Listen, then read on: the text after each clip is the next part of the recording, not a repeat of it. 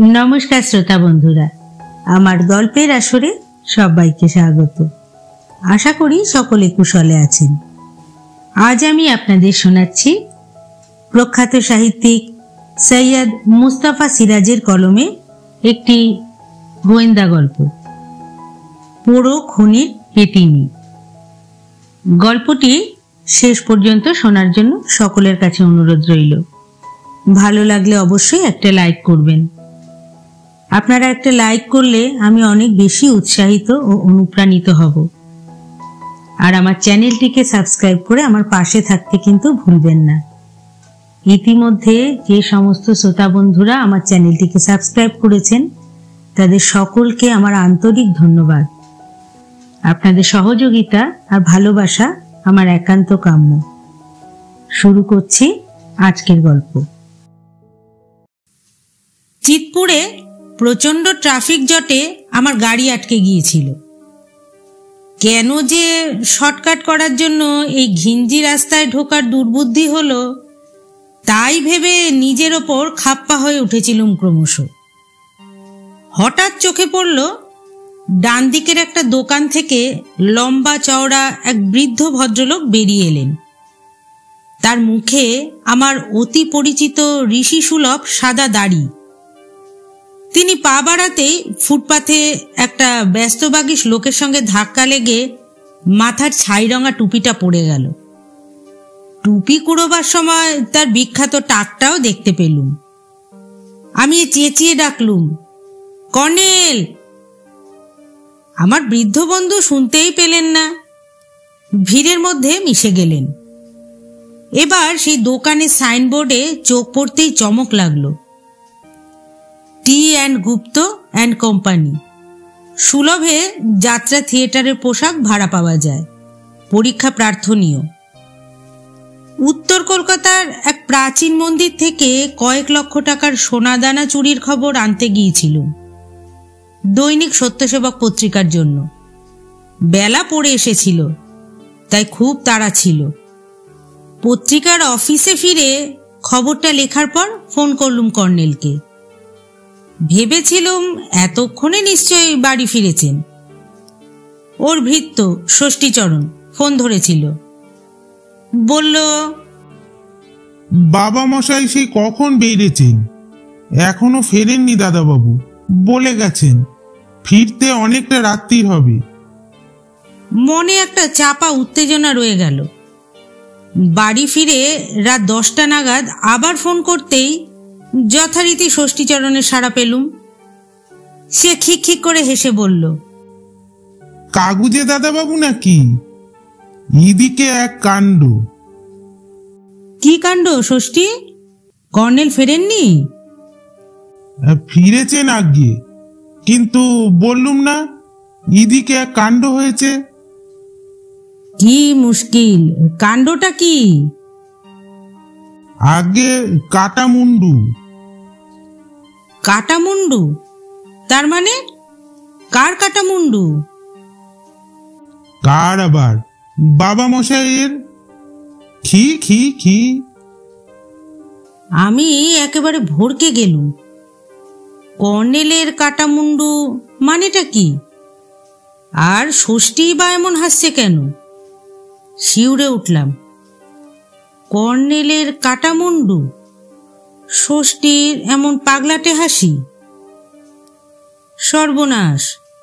তাহলে কি কর্নেলকে কেউ খুন করে গেছে আর তাই দেখে ষষ্ঠী পাগল হয়ে গেছে? তক্ষুনি ফোন রেখে ঝটপট বেরিয়ে পড়লুম। রাস্তায় গিয়ে মনে হলো থানায় খবর দেওয়া উচিত হবে কিনা, কিন্তু কর্নেল নীলাদ্রি সরকারের মতো ধুরন্ধর এবং শক্তিমান মানুষ খুন হবেন, কিংবা গলায় নির্বিবাদে কাউকে কোপ বসাতে দেবেন? ভাবাই যায় না। আগে ব্যাপারটা স্বচক্ষে দেখা দরকার। কিন্তু ইলিয়ট রোডে কর্নেলের বাড়ির সামনে কোনো ভিড় নেই, রাস্তা শুনশান খাখা। হন্তদন্ত তেতলায় উঠে কলিং বেলে সুইচ টিপলুম। আমার হাত কাঁপছিল, শরীর ভারী হয়ে উঠেছিল। দরজা খুলে গেলে ষষ্ঠীচরণের মুখ দেখতে পেলুম। আমাকে দেখে সে চাপা খিকখিক হেসে ফিসফিস করে বলল, ভারী মজার কাণ্ড দাদাবাবু, দেখুন গে না। তাকে ঠেলে হন্তদন্ত ঢুকে পড়লুম। ড্রয়িং রুমের পর্দা তুলেই থমকে দাঁড়াতে হলো। টেবিলের ওপরে সত্যি সত্যি একটা কাটা মুন্ডু রয়েছে, এবং সেটা কর্নেলেরই বটে। টাক এবং সাদা দাড়ি সবই ঠিকঠাক আছে, কিন্তু সে কাটা মুন্ডের সামনে যিনি ধ্যানস্থ হয়ে বসে আছেন, তিনি সম্ভবত কর্নেলের ভূত নন। কারণ তিনি চোখ তুলে আমাকে দেখলেন এবং মৃদু হাস্যে যথারীতি সম্ভাষণ করলেন। Hello darling. পাশে বসে আমি হো হো করে হেসে উঠলুম। তারপর বললুম, আপনার ষষ্ঠীচরণটি এক অপূর্ব জিনিস। বলে কি বাবা মশায়ের কাটা মুন্ডু। কর্নেল কথা কেড়ে বললেন, ষষ্ঠী যে ভুল বলেনি তা তো দেখতেই পাচ্ছ জয়ন্ত। এখন বলো তো, মুন্ডুটা দেখে আমার বলে মনে হচ্ছে কি না? আপনার ছাড়া আর কার? মুন্ডুটা দেখতে দেখতে বললুম, একেবারে অবিকল। ওটা যদি রাস্তায় পড়ে থাকে কেউ সন্দেহ করবে না যে ওটা নকল মুন্ডু। এমনকি পোস্টমর্টমের টেবিলে ডাক্তার যতক্ষণ না ছুরি চালাচ্ছেন ততক্ষণ তিনিও ধরতে পারবেন না কিছু। তাছাড়া টাকটিও নিখুঁত হয়েছে। কর্নেল চুরুট ধরিয়ে সহাস্যে বললেন, ঠিক এমনটিই চেয়েছিলুম। আমি বললুম, এটা কি চিতপুরের টি&G গুপ্ত কোম্পানি থেকে অর্ডার দিয়ে তৈরি করিয়েছেন? কর্নেল আমার দিকে একবার তাকিয়ে মাথা দোলালেন। তুমি আজ বিকেলে চিতপুরের ট্রাফিক জটে আটকে গিয়েছিলে এবং আমাকে ডেকেছিলে ঠিকই, কিন্তু তখন আমার বেজায় তাড়া ছিল। আশা করি তুমি কুমোরটুলির প্রখ্যাত মৃৎশিল্পী দেবেন পালের নাম শুনেছ। দেবেন বাবু ইদানিং পোশাকের দোকানের জন্য দামি তৈরিতে খুব নাম করেছেন। চৌরঙ্গি এলাকার বহু পোশাকের দোকানে লাইফ সাইজ মূর্তিগুলো ওরই তৈরি। আগে এসব জিনিস বিদেশ থেকে আনা হতো, তবে সেসব মূর্তি অবশ্য সাহেব মেমদের। এ যুগে সাহেব মেম চলে না। আপনার এই কাটা মুন্ডুটা কি মাটি? মোটেও না, প্লাস্টার অফ প্যারিস দিয়ে তৈরি। দোকানের দামিগুলো তাই। মাটির মূর্তি ভেঙে যাবার চান্স থাকে। কিন্তু ব্যাপারটা কি খুলে বলুন তো। গুপ্ত কোম্পানিতে কি আপনি পরচুলো কিনতে ঢুকেছিলেন? আর এই কাটা মুন্ডুরি বা উদ্দেশ্য কি? কর্নেল তাকে হাত বুলিয়ে বললেন, পরচুলো জিনিসটা বরাবর আমার চক্ষু শুন। বিশেষ করে যাত্রা থিয়েটারের জন্য যেসব পরচুলো ভাড়া দেওয়া হয়, তাতে অসংখ্য উকুন থাকা সম্ভব। আর জয়ন্ত, সত্যি বলতে কি, টাক মানুষের চেহারার জ্ঞানীর ব্যক্তিত্ব এনে দেয়। আমার টাক আমার বড় গর্বের জিনিস। তবে কাটামুন্ডুর কথা যদি জিজ্ঞেস করো, এটা আমাকে ভালোবেসে উপহার দিয়েছেন কুমোরটুলির দেবেন বাবু। পুরো প্রতিমূর্তি গড়ে দিতে চেয়েছিলেন। আমি বললুম এত পরিশ্রমের দরকার নেই, বরং আমার মাথাটা উপহার দিলেই আমি খুশি। বুঝলুম, কিন্তু টি&G গুপ্তের দোকানে তাহলে কেন ঢুকেছিলেন? কর্নেল সে কথার জবাব না দিয়ে কিছুক্ষণ চুপচাপ চুরুট টানলেন। তারপর বললেন, কাল থেকে দিন চারেক ছুটি নিতে পারবে জয়ন্ত? পারবো। কেন? আমরা বেড়াতে যাব এক জায়গায়। কোথায়? কর্নেল চোখ বুজে গল্প বলার সুরে বললেন, ধানবাদের ওদিকে ভৈরবগড় নামে একটা জায়গা আছে। দ্বিতীয় বিশ্বযুদ্ধের আগে ওই এলাকায় অনেক খনি ছিল। এখন সবই পোড়ো হয়ে গেছে, যাকে বলে অ্যাবান্ডান্ট মাইন। অর্থাৎ ভূগর্ভ থেকে তোলার মতো কোনো জিনিস আর নেই। নিয়ম হলো পোড়ো খনির মুখ সিল করে দিতে হয়, কিন্তু কজনই বা সেই নিয়ম মানে? অনেক খনির মুখ সিল করা হয়নি, কোনোটাতে জল জমে আছে, কোনোটায় গভীর গর্ত, ঝোপ জঙ্গল গজিয়ে গেছে সব। গত শীতে খোলা খনি মুখগুলো থেকে জন্তু জানোয়ার বেরুতে দেখেছিলুম। তবে শেষ পর্যন্ত একটা দারুণ রোমাঞ্চকর অভিজ্ঞতা হয়েছিল। ষষ্ঠীচরণ কফির ট্রে রেখে গেল। পেয়ালায় কফি ঢালতে ঢালতে বললুম, বলুন। কর্নেল একটু হাসলেন।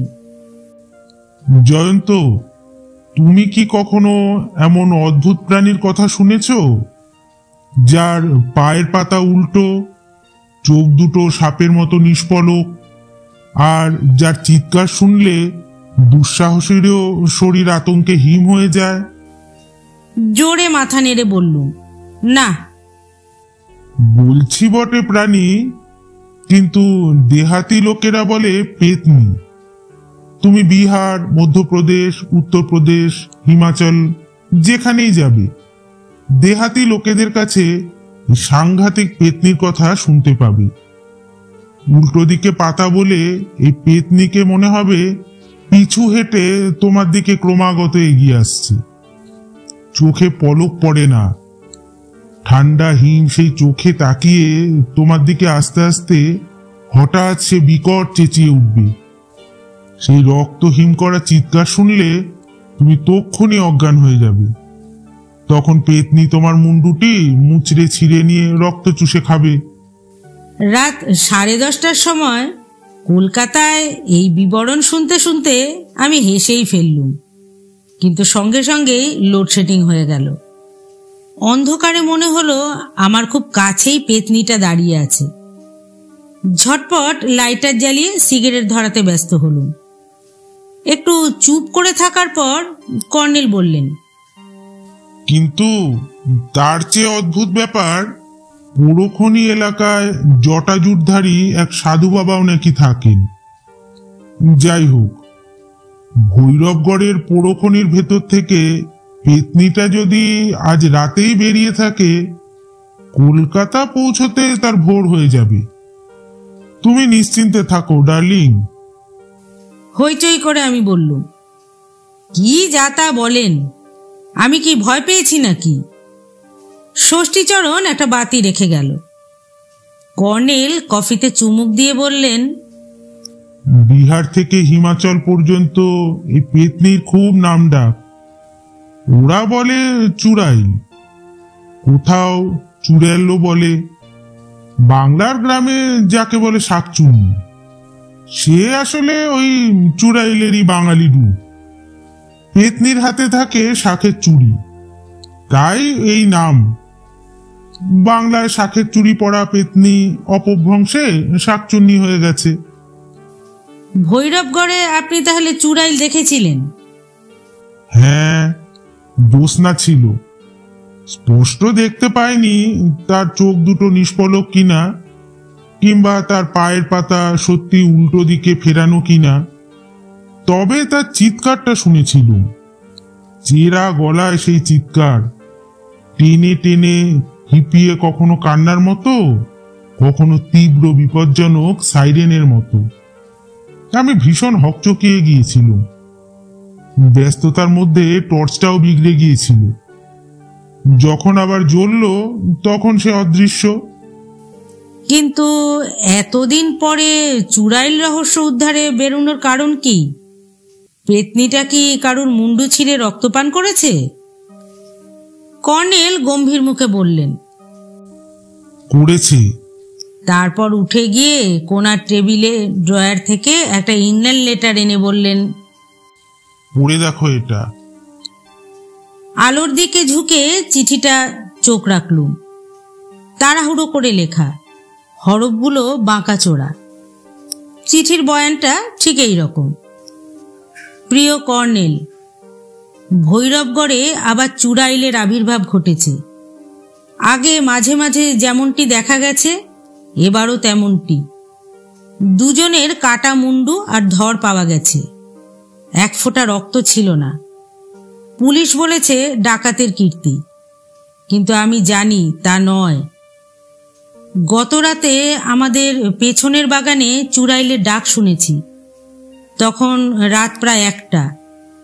আমার অনিদ্রার কথা তো আপনি জানেন। ডাক শুনেই জানলা খুলে উকি দিয়েছিলুম। বন্দুক ছিল হাতে, কিন্তু লোডশেডিং চলছিল তখন। টর্চের আলোয় এক পলক তার চেহারা দেখলুম। বুক কেঁপে উঠল আমার। বন্দুক ছুটতে পর্যন্ত পারলুম না ভয়ের চোটে। জানলা বন্ধ করে দিলুম। আমার খুব ভয় হচ্ছে। ওই দুজনের বাড়ির পেছনেও এমনি করে সে এসেছিল।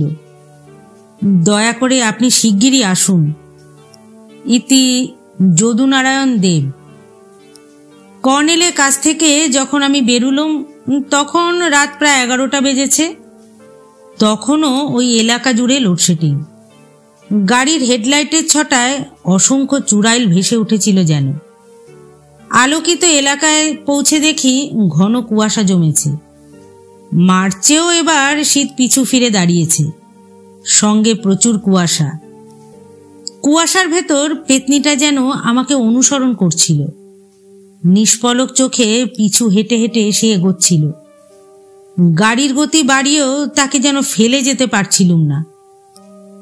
বাড়ি পৌঁছে গাড়ি গ্যারেজে ঢুকিয়ে যখন বেরুচ্ছি তখনও মনে হলো সে গেটের বাইরে নিষ্পলক ঠান্ডা চোখে তাকিয়ে দাঁড়িয়ে রয়েছে। তরতর করে সিঁড়ি বেয়ে গিয়ে ঘরে ঢোকার পর কতক্ষণ কান পেতে থাকলুম, কিন্তু তার ডাক শুনতে পেলুম না। তখন নিজের মিথ্যে ভয়ের কথা ভেবে খুব লজ্জা হলো। খনি এলাকা যতটা রুক্ষ দেখায়, ভৈরবগড় ততটা রুক্ষ নয়। শহর আর গ্রামে মেশানো একটা জনপদ। খনিগুলো অ্যাবান্ডান্ট হয়ে ভৈরবগড়ের জৌলুস কবে পড়ে গেছে। রেল স্টেশন আছে বটে, তার চেহারাও খাখা। ঢেউ খেলানো মাটি, ছোট বড় পাহাড়, বন জঙ্গল নিয়ে কেমন একটা আদিম পরিবেশ। যদুনারায়ণ দেবের বাড়িটা বেশ পুরনো। 3 পুরুষ আগে ওরা বাংলা থেকে এই মুল্লুকে এসেছিলেন খনির ব্যবসা করতে। এখন অবস্থা আগের মতো জমকালো নয়। বাড়িতে আছেন যদুনারায়ণ, তার ছোট ভাই রুদ্রনারায়ণ, যদুবাবুর 7-8 বছর বয়সী মেয়ে পিঙ্কি, আর যদুবাবুর মা করুণাময়ী। যদুবাবু স্ত্রী বেঁচে নেই। রুদ্রবাবু এখনো বিয়ে করেননি। ধানবাদে একটা কোম্পানিতে চাকরি করেন, রোজ ট্রেনে যাতায়াত করেন। পেছনে বাগানের দিকে একটা ঘরে আমরা উঠেছি। বাগান অবশ্য নামেই। 3 একর জায়গা জুড়ে গাছপালা ঝোপঝাড় গজিয়ে আছে। একটা প্রকাণ্ড আর চ্যাপ্টা টিলার মাথায় এই বাড়িটা। বাগানের শেষ প্রান্তে দাঁড়ালে অনেক দূর পর্যন্ত দেখা যায়। ওই দিকটাতেই সেই সব পোড়ো খনিগুলো আছে। কর্নেল যদুবাবুকে নিয়ে কোথাও একটা বেরিয়েছেন। রাত জেগে ট্রেনে এসেছি, ক্লান্তিও বটে। চোখ দুটো জ্বালা করছে, তাই ওদের সঙ্গে যায়নি। বাগানের ভেতর ঘুরতে ঘুরতে বেড়া ডিঙিয়ে ফাঁকা জায়গাটায় গিয়ে একটা পাথরে বসেছিলুম আমি। দিন দুপুরে পেতনির ভয় থাকার কথা নয়, কিন্তু পোড়ো খনি এলাকার দিকে তাকিয়ে অস্বস্তি হচ্ছিল। সেই সময় কোত্থেকে সাদা রঙের একটা ছোট্ট কুকুর দৌড়ে এসে আমার পা শুকে জল জল চোখে আমাকে দেখতে লাগলো। অবাক হয়ে ভাবছি কুকুরটা কার। এমন সময় ওপাশের ঝোপ থেকে যদুবাবুর মেয়ে পিঙ্কি ডাক দিল, কুকি, এই কুকি। কুকুরটার সারা গায়ে লোম। গা ঝাড়া দিয়ে সে মুখ ঘোরালো।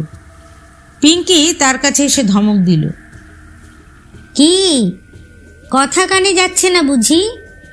চাটি খাবি বলে দিচ্ছি, চলে আয়। আমি বললুম, তোমার কুকুর বুঝি? ভারী সুন্দর তো কুকুরটা। পিঙ্কি আমার কথায় কান দিল না। সে কুকুরটাকে 2 হাতে তুলে নিয়ে ঢাল বেয়ে দৌড়তে শুরু করলো। তারপর নিচের সমতলে গিয়ে কুকুরটাকে নামিয়ে দিল। দেখলুম এবার কুকুরটা অর্থাৎ ওই কুকি তার পেছন পেছন হাঁটছে। একটু পরে পিঙ্কি ঝোপের আড়ালে অদৃশ্য হয়ে গেল। মেয়েটা তো বড্ড সাহসী দেখছি। এসেই শুনেছি চুড়াইলের আতঙ্কে লোকে সন্ধ্যার আগেই বাড়িতে ঢুকে পড়ে। বাজার এলাকায় শিগগিরই নিশুতি শুনশান হয়ে যায়। এমনকি দিনের বেলাতেও কেউ একা একা মাঠে ঘাটে পা বাড়ায় না। আর এতটুকু মেয়েটা দিব্যি একা ঘুরে বেড়াচ্ছে এই এলাকায়। কিছুক্ষণ পরে উঁচু একটা জায়গায় ফ্রক পরা পিঙ্কির মূর্তি ভেসে উঠল। তার পায়ের কাছে ওই কুকুরটা। দুজনে খুব মন দিয়ে কি যেন দেখছে।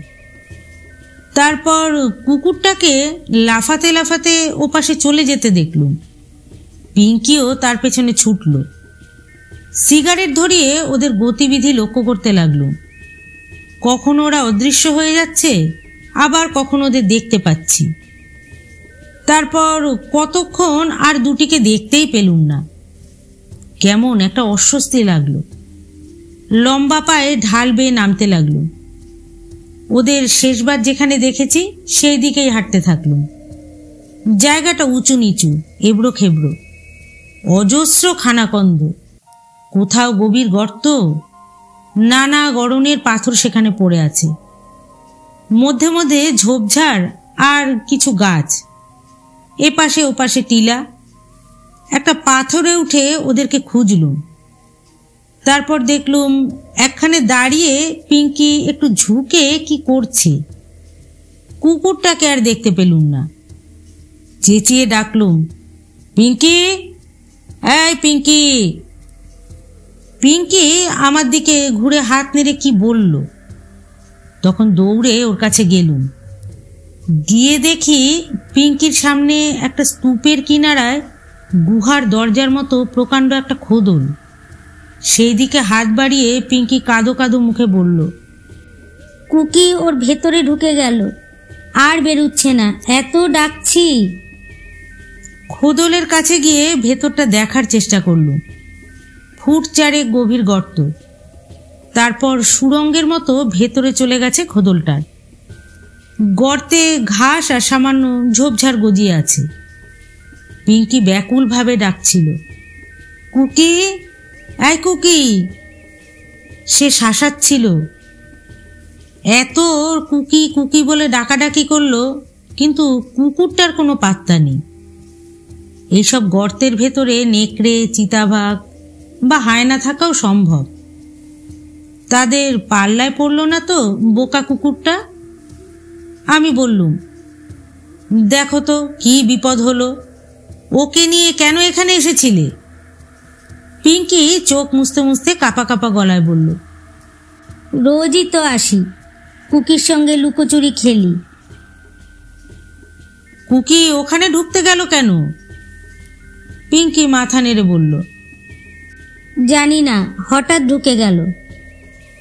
খোদলটাতে মানুষের পক্ষেও ঢোকা সম্ভব। নিশ্চয়ই এটা কোনো পোড়ো খনির একটা মুখ। ভেতরে ঘন অন্ধকার থমথম করছে। টর্চ থাকলে ঢুকতে পারতুম। তাই বললুম, তুমি এক কাজ করো, বরং দৌড়ে বাড়ি গিয়ে বাড়ি থেকে একটা টর্চ নিয়ে এসো, তোমার কুকিকে উদ্ধার করা যাবে। পিঙ্কি তক্ষুনি দৌড়লো। আমি পাশের একটা ঝোপ থেকে লাঠির মতো একটা ডাল ভেঙে নিলুম। সঙ্গে রিভলভারটা নেই, থাকলে ভালো হতো। অগত্যা লাঠি ভরসা করেই ঢুকতে হবে। লাঠিটা হাতে নিয়ে এদিক ওদিক তাকিয়ে লোক খুঁজছিলুম। যদি দৈবাত কোনো দেহাতি লোক পেয়ে যায়, সেও মন্দ হবে না। পয়সার লোভে তাকে খোদলে ঢুকিয়ে কুকিকে উদ্ধার করার চেষ্টা করা যায়। না হলে অগত্যা নিজেকেই ঢুকতে হবে। হঠাৎ একটু দূরে উঁচু পাথরের আড়াল থেকে কাউকে বেরুতে দেখলুম। সে ফাঁকায় পৌঁছলেই অবাক হয়ে দেখি লাল কাপড় পরা এক সন্ন্যাসী। আমি চেঁচিয়ে ডাকলুম, সাধু বাবা, সাধু বাবা। সাধু বাবা ঘুরে দাঁড়ালো। তারপর আমাকে দেখে সাঁ করে আবার উঁচু পাথরের আড়ালে গা ঢাকা দিল। তারপর আর তাকে দেখতে পেলুম না। ব্যাপারটা ভারী অদ্ভুত তো। কর্নেল কি এই সাধু বাবার কথাই বলেছিলেন? একটু পরে হাঁপাতে হাঁপাতে পিঙ্কি ফিরে এলো। ও টর্চ এনেছে। ওর সঙ্গে ওদের চাকর দশরথ এসেছে। দশরথের সাথে সকালে আলাপ হয়েছে। লোকটার বয়স হয়েছে, তবে এখনও চেহারাটি বেশ শক্ত সামর্থ্য। হাসতে হাসতেও বলল, কুকি কেন ঢুকেছে এ আমার মালুম হয়েছে স্যার। ভৈরবগড়ের কুত্তাদের কাছে কুকি শুনেছে কি ये सब गुहार अंदरे কাবাড়ি রুটি মিলতা হয়। আমি জিজ্ঞাসা করলাম, কাওয়াড়ি রুটি কি দশরথ? দশরথ বলল, ये सब গুহার অন্দরে ভালুকের ডেরা আছে। ভালুক মৌচাক ভেঙে মধু খায়, ওই জঙ্গলের ফল ভি খায়, খেয়ে ওই সব চিজ উগড়ে দেয়। যখন শুখা হয় তখন তো রুটি হয়ে যায়। आदमी लोग भी वही रोटी पसंद करे। हम भी एक दफा खाया था सर, बहुत मीठा। তা না হয় বোঝা গেল, কিন্তু ভেতরে ভাল্লুক থাকলে যে বিপদ। দশরথ হাসল। ভালুক অন্দরে আছে কিনা কুত্তার মালুম আছে স্যার। ভালুক থাকলে কুত্তা অন্দরে ঘুষবে না। ঠিক ওই সময় খোদল থেকে এক লাফে কুকি বেরিয়ে এলো। মুখে এক টুকরো কালচে রঙের পাউরুটির মতো জিনিস। দশরথ লাফিয়ে উঠল। देखिए देखिए हम ठीक बोला कि ना। পিঙ্কি কুকিকে কোলে তুলে নিয়ে আলতো দুটো চাঁটি মারল। তারপর তার মুখ থেকে কাওয়াড়ি রুটির টুকরোটা কেড়ে ছুঁড়ে ফেলে দিল। দশরথ সেই টুকরোটা তুলে নিয়ে বলল, फेंको मत दीदी, ये रोटी जे खाবে তার তাকত পালোয়ানের মতো হয়ে যাবে। দশরথ আমাকে অবাক করে কুকুরের এঁটো সে বিচিত্র বস্তুটি মাথায় ঠেকালো প্রসাদের মতো। তারপর ঝেড়ে মুছে পকেটে ঢোকালো। তার মুখে খুশি একেবারে উপচে পড়ছিল। হাঁটতে হাঁটতে দশরথকে বললুম, আচ্ছা দশরথ, ওখানে একজন সাধু বাবাকে দেখলুম, কিন্তু যেই আমি ওকে ডেকেছি উনি লুকিয়ে পড়লেন কোথায়? ব্যাপারটা কি? দশরথ থমকে দাঁড়িয়ে গেল। আমার মুখের দিকে অবিশ্বাসের দৃষ্টিতে তাকিয়ে বলল, সচ? হ্যাঁ, একজন সাধু বাবাকে সত্যিই দেখেছি। দশরথের মুখটা গম্ভীর হয়ে গেল। ও বলল, আপনি বহুত পুণ্যবান স্যার, তাই দেখা পেলেন। ওখানে একজন সাধু বাবা থাকেন, লেকিন কেউ তার দেখা পায় না। যারা পায় তারা বহুত পুণ্যবান আদমি। তুমি কখনো দেখা পাওনি দশরথ? না স্যার, শোনা কি সাধু বাবার ওমর 200 বরস আছে। বলো কি, 200 বছর বয়স? জি হ্যাঁ, ভৈরবগড়ে যাকে পুজ করবেন সে বলবে। তাহলে দশরথ, সেই চুড়াইলটা কি সাধু বাবার পোষ্য পেতনি? আমি হাসতে হাসতে বললুম কথাটা। দশরথ কিন্তু সঙ্গে সঙ্গে শিউরে উঠে দোকানে আঙুল ঢুকিয়ে বলল, রাম রাম, এই মুলুকে যতক্ষণ আছেন ততক্ষণ উনা মুখেও লিবেন না স্যার। এই বলে সে চলার গতি বাড়িয়ে দিল।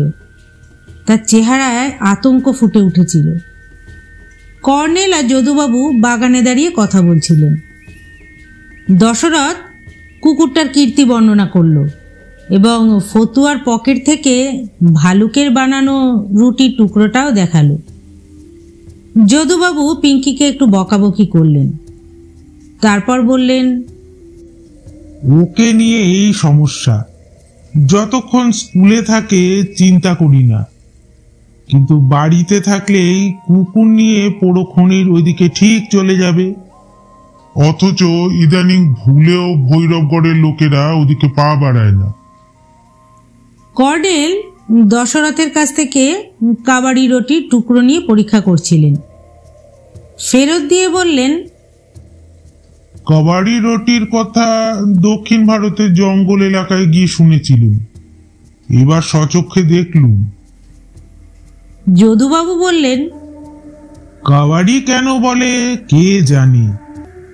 কর্নেল বললেন, তামিল ভাষায় ভালুককে বলে কাবাডি। দশরথ সবার মুখের দিকে তাকিয়ে উসখুস করছিল। চাপা গলায় যদুবাবুর উদ্দেশ্যে বলল, বড়বাবু, এই কলকাতা স্যারকে খনির সাধু বাবা দর্শন দিয়েছেন। যদুবাবু চমকে উঠে বললেন, তাই নাকি জয়ন্তবাবু?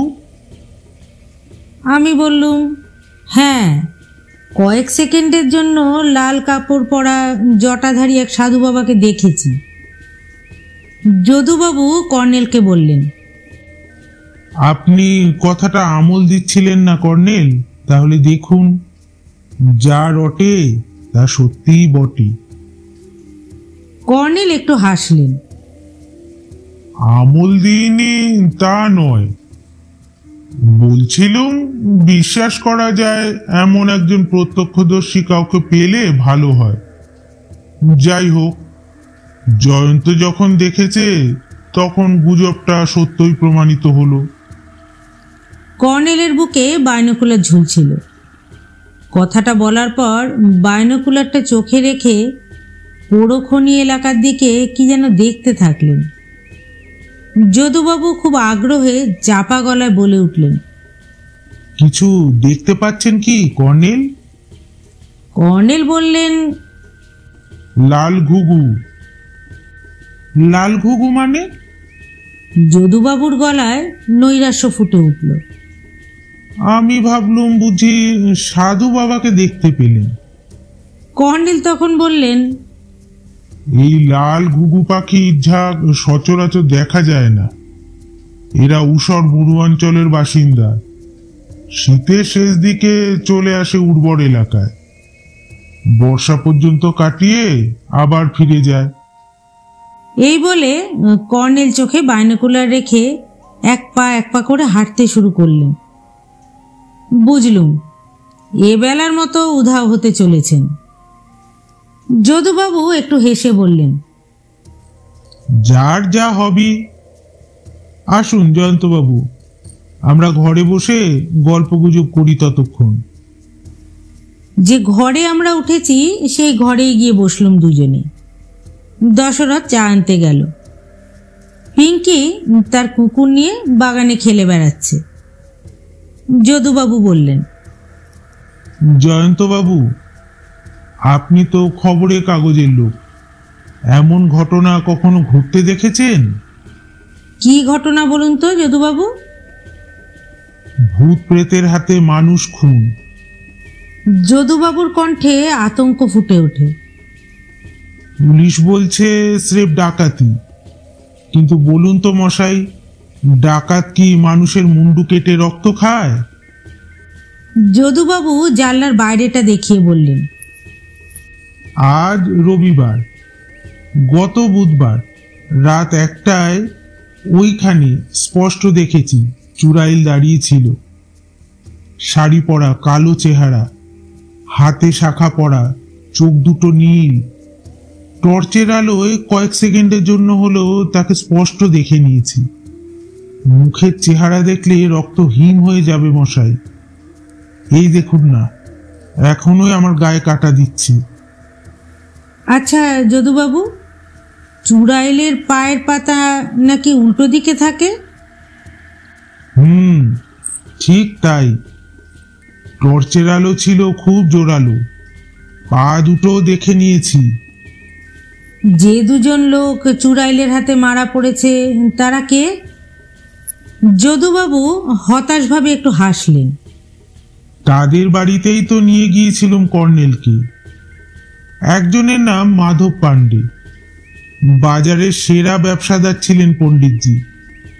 মহাজনী কারবারও ছিল, সুদে টাকা ধার দিতেন অভাবী লোকজনদের। আর দ্বিতীয়জন হলেন রমানাথ মিশ্র, লোকে বলতো মিছিরজি। উনি ছিলেন বড্ড ভালো মানুষ, পণ্ডিতজিরই কর্মচারী ছিলেন। তা ওরা খুন হলেন কিভাবে?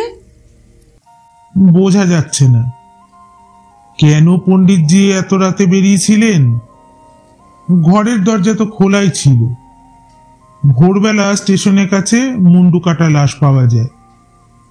তবে রাতে বাড়ির লোক তো বটেই, পাশের বাড়ির লোকেরাও চুড়াইলের ডাক শুনেছিল। মিসিরজি খুন হন তার পরের রাতে। মিসিরজিও স্টেশনের কাছে একটা বস্তিতে থাকতেন। তারও ঘরের দরজা বাইরে থেকে আটকানো ছিল। পেছনের জঙ্গলে তার মুন্ডু কাটা লাশ পাওয়া যায়।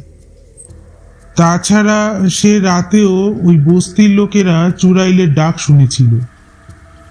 তা কর্নেল কি বলছেন? কিছু বলেননি এখনো। ঘটনা সম্পর্কে খোঁজ খবর নিলেন, লাশ পড়ে থাকা জায়গাটাও দেখলেন, তারপরে বললেন চলুন ফেরা যাক। আমি বুঝলুম যদুবাবু খুব হতাশ হয়ে গেছেন কর্নেলের হাবভাব দেখে। লালঘুঘুর পেছনে সারা দুপুর ঘোরাঘুরি করে কর্নেল ফিরে এলেন বেলা গড়িয়ে যাবার পর। আমার খাওয়া দাওয়া সারা হয়ে গিয়েছিল। অবেলায় কর্নেল খেতে বসলেন। বললুম, এরকম অনিয়ম করলে কিন্তু বেঘরে মারা পড়বেন। আপনি কি ভাবছেন এখনো বুড়ো হননি? কর্নেল সহাস্যে বললেন, বৎস, সাদা দাড়ি মোটেও বার্ধক্যের লক্ষণ নয়। তোমার মতো অনেক যুবকেরও চুল দাড়ি সাদা হয়ে যেতে দেখেছি। ভেবো না, দু একদিন দেরি করে খেলে স্বাস্থ্য মশাই খুব একটা বেশি চড়বেন না। যাই হোক, তুমি তৈরি হয়ে নাও, বেরুবো। যদুবাবুর অনিদ্রার রোগ আছে। রাতে ঘুম হয় না বলে দিনে ঘুমোবার চেষ্টা করেন। দশরথ খাবার এনেছিল। যদুবাবুর মা করুণাময়ী দরজার কাছে দাঁড়িয়ে একবার তদারক করেই চলে গেছেন। খাওয়ার পর কর্নেল চুরুট ধরিয়ে বললেন, আচ্ছা দশরথ, তোমার ছোটবাবু কোথায় গেলেন? আজ ছুটির দিনে তো তার বাড়ি থাকার কথা। দশরথ তখন বলল, ছোট বাবুর খবর ছোট বাবুরই মালুম আছে স্যার। উনি ওই রকমই আছেন। কি রকম? দশরথ এদিক ওদিক তাকিয়ে তারপর চাপা গলায় বলল, রাত মেয়ে বড়বাবুর সঙ্গে বহুত কাজিয়া করেছিলেন। সুবে মে চাও পিকে চলে গেলেন, তো আবি তক আসলেন না। মাইজির সঙ্গে ভি কাজিয়া করেন ছোটবাবু। কেন বলো তো? দশরথ হাসল। रुपया के लिए सर। हर घड़ी रुपया চাইলে কত রুপিয়া দেবেন বড়বাবু? মাইজি বা কোথায় রুপিয়া পাবেন বলুন স্যার? রুদ্রবাবু তো চাকরি করেন, মাইনের টাকাতেও কুলোয় না নাকি? দশরথ মুখ বেজার করে বলল, ছড়িয়ে দিন স্যার, ছোটবাবু জুয়ারি হয়ে গেছেন। কর্নেল হাসতে হাসতে বলল, তাই বলো, জুয়া খেললে মানুষের বুদ্ধি শুদ্ধি আর থাকে না। কই এসো জয়ন্ত, আমরা বেরোই। যদুবাবুর ভাই রুদ্রবাবুর সঙ্গে সকালে আমাদের সৌজন্যমূলক পরিচয় হয়নি, তবে ওকে দেখেছিল। রোগা গড়নের যুবক, রাগী চেহারা, গায়ে ছিল লাল রঙের গেঞ্জি আর নেভি ব্লু প্যান্ট, হাতে স্টিলের বালা, গলায় সরু চেনও দেখেছিল। পোড়োখনি এলাকার দিকে পা বাড়িয়েই কর্নেল বললেন, যদি রাত্রি পর্যন্ত এদিকে কাটাই, আমার বিশ্বাস চুড়াইলের দর্শন পাবো। কিন্তু তুমি ভয় পাবে না তো জয়ন্ত? অবাক হয়ে আমি বললুম, আপনি কি চুড়াইল দেখতে বেরুলেন? কর্নেল খুব আস্তে করে বললেন, বলা যায় না, যদি দুইবার তার দেখা পেয়ে যাই গতবারের মতো। মার্চ মাসের এমন সুন্দর বিকেলে চুড়াইলের ব্যাপারটা অবিশ্বাস্যই মনে হচ্ছিল। সত্যি বলতে কি, ভূত প্রেতে আমার কোশমিনকালেও বিশ্বাস নেই, যদিও ভূতের ভয় আমার আছে। কিন্তু কর্নেল গত বছর স্বচক্ষে পোড়োখনির পেতনিটাকে দেখেছেন বলছিলেন। ব্যাপারটা ঠিক বোঝা যাচ্ছে না। কর্নেল মাঝে মাঝে বাইনোকুলার তুলে এদিক ওদিক কি দেখছেন। এখনো দিনের আলো আছে, কাজেই নিশ্চয়ই লাল ঘুঘুর ঝাঁক দেখছিলেন। একখানে হঠাৎ থেমে বললেন, জয়ন্ত, কাওয়ারি রোটি কোন গুহায় ছিল চিনতে পারবে কি? বললুম, মনে হচ্ছে বাঁ দিকে যেতে হবে। ওই যে ঝোপগুলো দেখা যাচ্ছে, সম্ভবত তার কাছাকাছি। কয়েক পা এগিয়ে যেতেই দেখলুম পিঙ্কি হাতে একটা প্রকাণ্ড রঙিন বল নিয়ে একটা ঢিবির ওপর উঠে দাঁড়ালো। তারপর বলটা ছুঁড়ে দিল। তখন ওর কুকুরটাকেও দেখতে পেলুম। অবাক হয়ে গেলুম ও সাহস দেখে। কুকুরটা বলটাকে কামড়ে ধরে ওর কাছে বয়ে আনার চেষ্টা করছে। বলটা বারবার ওর মুখ থেকে পড়ে যাচ্ছে। কর্নেল হাসতে হাসতে বললেন, মেয়েটা সত্যিই খুব সাহসী। আমি ডাকলুম, পিঙ্কি, পিঙ্কি। পিঙ্কি একবার ঘুরে দেখল, তারপর এক হাতে বল আর অন্য হাতে কুকুরটাকে তুলে নিয়ে দৌড়তে শুরু করলো। একটু পরে দুজনেই কোথাও উধাও হয়ে গেল। বললুম, মেয়েটির জন্য আমার ভাবনা হচ্ছে কর্নেল, কখন না কোন বিপদে পড়ে। কর্নেল সে কথায় কান না দিয়েই বললেন, কাওয়ারি রোটির গুহাটা খুঁজে বের করো জয়ন্ত। খুঁজে পেতে খুব একটা দেরি হলো না। কর্নেল পকেট থেকে টর্চ বের করে বললেন, তুমি এখানে বসে অপেক্ষা করো জয়ন্ত, আমি ভেতরটা দেখে আসি। আতকে উঠে আমি বললাম, সে কি, আপনি ওর ভেতরে ঢুকে কি করবেন? কর্নেল মুচকি হেসে বললেন, কাওয়ারি রুটি খেলে মানুষ পালোয়ান হয়ে যায় ডার্লিং। কিন্তু ভেতরে যদি ভাল্লুকটা থাকে? তার সঙ্গে ভাব জমাবার মন্ত্র আমার জানা আছে। এই বলে কর্নেল কুয়োর মতো গর্তটাতে নেমে গেলেন। তারপর টর্চ বাগিয়ে সুড়ঙ্গের ভেতর হামাগুড়ি দিয়ে ঢুকলেন। আমি হতভম্ব হয়ে দাঁড়িয়ে রইলুম। প্রতি মুহূর্তে আশঙ্কা হচ্ছে, এক্ষুনি হয়তো দেখব কর্নেল ভাল্লুকের আঁচড় খেয়ে রক্তারক্তি হয়ে এবং কোনো মতে প্রাণ নিয়ে ফিরে এসছেন। না, ভাল্লুকের হাতে ওর মারা পড়ার কথা ভাবছি না, কারণ ওর কাছে রিভলভার আছে। কিন্তু ভালুক মশাই রুটি চোরকে একটু শিক্ষা না দিয়ে কি ছাড়বে? তারপর আর কর্নেলের ফেরার নাম নেই। বেলা পড়ে এলো। টিলাগুলোর ওধারে সূর্য অস্ত গেল। কুয়াশা ঘনিয়ে এলো চারিদিকে। ক্রমশ আধার জমল। কর্নেল আর ফিরছেনই না। অস্বস্তিতে আমার বুক কাঁপছে। এদিক ওদিক তাকিয়ে পিঙ্কিকে খুঁজলুম, কোথাও দেখতে পেলুম না। নিশ্চয়ই মেয়েটা এতক্ষণে তার কুকুরটাকে নিয়ে বাড়ি ফিরে গেছে। দুরু দুরু বুকে আমি ভাবছি এখন কি করব। আমার সঙ্গে অবশ্য টর্চ, রিভলভার সবই আছে। ঢুকবো নাকি ভেতরে? কিন্তু ঠিক তখনই বাদিকে খুব কাছাকাছি একটা বিকট চিৎকার শুনতে পেলুম। ঘুরে কিছু দেখতে পেলুম না। অন্ধকারে কেউ ওই বিদঘুটে আর্তনাদ করে চলেছে। কাপা কাপা একটানা চেরা গলার চিৎকার, বিপদ জ্ঞাপক সাইরেনের মতো। অমনি শরীর হিম হয়ে গেল আমার।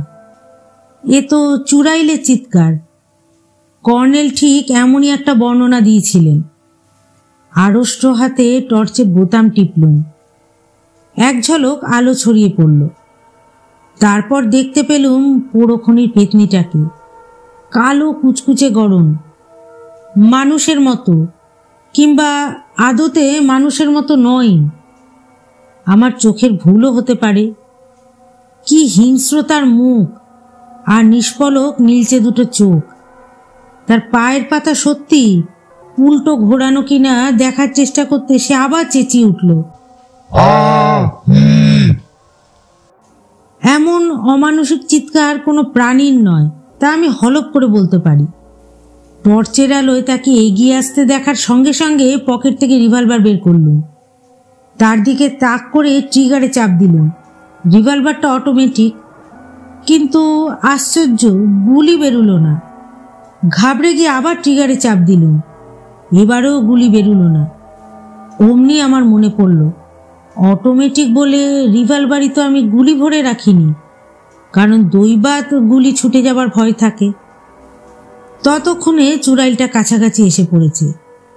পকেট থেকে গুলি বের করতে গিয়ে তাড়াতাড়িতে টর্চটা হাত থেকে পড়ে গেল এবং নিভেও গেল।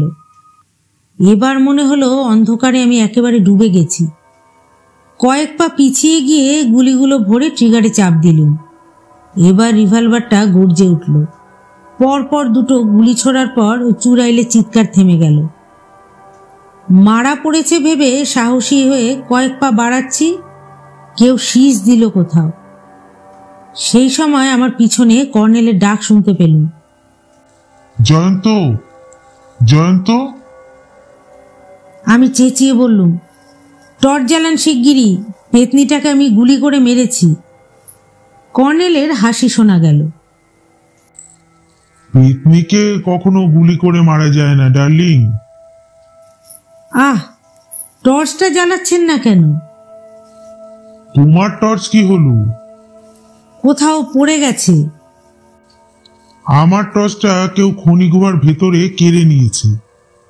কর্নেল কাছে এসে দাঁড়ালেন। আমি বললুম, সে কি, কেড়ে নিয়েছে মানে? কর্নেল চুরুট ধরালেন লাইটার জেলে। তারপর বললেন, খনিটা ছিল ডলোমাইটে, ভেতরটা বেশ চওড়া, এপাশ ওপাশেও অনেক খোদল আছে। কবাডিডোটি খুঁজছি, হঠাৎ কে পেছন থেকে ধাক্কা মেরে আমায় ফেলে দিল। টর্চটা ছিটকে পড়ে নিভে গেল। উঠে আর খুঁজেই পেলুম না সেটা। লাইটারের আলোয় কোনো রকমে বেরিয়ে এলুম। এসে দেখি চুড়াইলের সঙ্গে তোমার যুদ্ধ চলছে। আমিও একটা সিগারেট ধরালুম। তারপর লাইটারের আলোয় কয়েক পা এগিয়ে টর্চটা খুঁজে পেলুম। টর্চের আলোয় নিরাশ হয়ে দেখলুম কোথাও গুলিবিদ্ধ চুড়াইল পড়ে নেই, এক ফোঁটা রক্তও নেই। ভূত পেতনিদের হয়তো রক্ত থাকার কথা নয়, গুলি তাদের গায়ে লাগারও কথা নয়, তবে আওয়াজে তারা ভয় পেতেও পারে। বললুম, ব্যাপারটা কি হতে পারে বলুন তো কর্নেল? কোন ব্যাপারটা? চুড়াইল।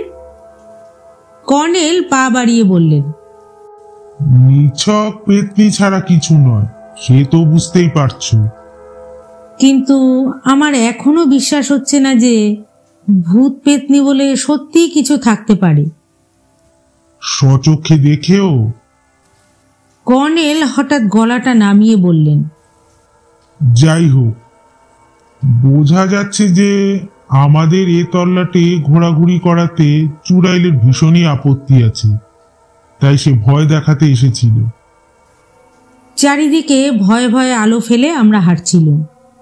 হাতে রিভলভারও ছিল। কর্নেলের কথায় জবাব কি দেব আমি ঠিক ভেবে পাচ্ছিলাম না। কর্নেল টর্চের আলোয় এক টুকরো লাল রঙের ছেঁড়া কাপড় দেখিয়ে বললেন, আমাকে ধাক্কা মারতেই আমিও তাকে ধরার চেষ্টা করেছিলাম। তার পরনের কাপড়ের এই টুকরোটা আমার হাতে থেকে গেছে। তুমি বলেছিলে সাধু বাবার পরনে লাল কাপড় দেখেছো, কাজেই সে সেই সাধু ছাড়া আর কে হতে পারে? সম্ভবত অন্য কোনো সুড়ঙ্গ দিয়ে ওখানে যাওয়া যায়। সে আমাকে ফলো করেছিল অন্য দিক থেকে। আমার মাথায় চমক খেলে গেল। বললুম, কর্নেল, অনেক তান্ত্রিক সাধু প্রেত সিদ্ধ হন শুনেছি, তাদের নাকি পোষা ভূত প্রেত থাকে। চুড়াইল বা শাকচুন্নিটা ওই সাধুর পোষা নয় তো? কর্নেল হাসতে হাসতে বললেন, তাহলে এতদিনে তুমি স্বীকার করলে যে ভূত প্রেত সত্যি আছে? কি জানি, কিন্তু আপনিও তো ওসবে বিশ্বাস করেন না। কর্নেল হঠাৎ গলা চড়িয়ে বললেন, আলবাত করি, কে বলল করি না। তারপর ডান দিকে ঘুরে দাঁড়িয়ে তেমনি চড়া গলায় বলে উঠলেন, কি রুদ্রবাবু, এখানে কি করছেন অন্ধকারে? টর্চের আলো সেদিকে ফেলে দেখি যদুবাবুর ছোট ভাই রুদ্রনারায়ণ একটা পাথরের উপর পা ঝুলিয়ে বসে আছেন। খেকিয়ে উঠলেন একেবারে। আহ, আলো নেবান তো মশাই। টর্চটা নিভিয়ে দিল। কর্নেল বললেন, আসুন। বাড়ি যাবেন না? না। আহা, খামোখা বাড়ির লোকের ওপর রাগ করে আর কি করবেন রুদ্রবাবু? তাছাড়া এখানে অন্ধকারে বসে থাকাটাও তো বিপজ্জনক। একটু আগে আপনি কি চুড়াইলের ডাক শোনেননি? রুদ্রবাবু আরো খেকিয়ে উঠলেন। যান মশাই, আপনাদের আর ভালো মানুষই করতে হবে না। আমাকে চুড়াইল দেখাচ্ছেন। নিজের মাথা বাঁচান আগে, তারপর কথা বলতে আসবেন। কর্নেল আর কথা বাড়ালেন না, বললেন, চলো জয়ন্ত, রুদ্রবাবু ভীষণ চোটে আছেন মনে হচ্ছে। ওদের বাগানের কাছাকাছি যেতেই লণ্ঠন হাতে দশরথকে দেখা গেল। আমাদের দেখে সে আশ্বস্ত হলো। তার হাতে একটা বল্লমও দেখতে পাচ্ছিলুম। আমাদের কাছাকাছি এসেও বলল, বড়বাবু আপনাদের নিয়ে বহুত সোচ করছেন স্যার।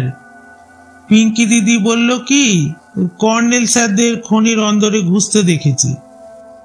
ওই আপনারা এত্তা দেরি করলেন। বুঝলুম দশরথের ইচ্ছে ছিল না আমাদের খুঁজতে যাওয়ার। কর্তাবাবুর চাপে পড়েই তাকে বেরুতে হয়েছে। সে যে ভীষণ ভীতু মানুষ তাতে কোনো সন্দেহ নেই।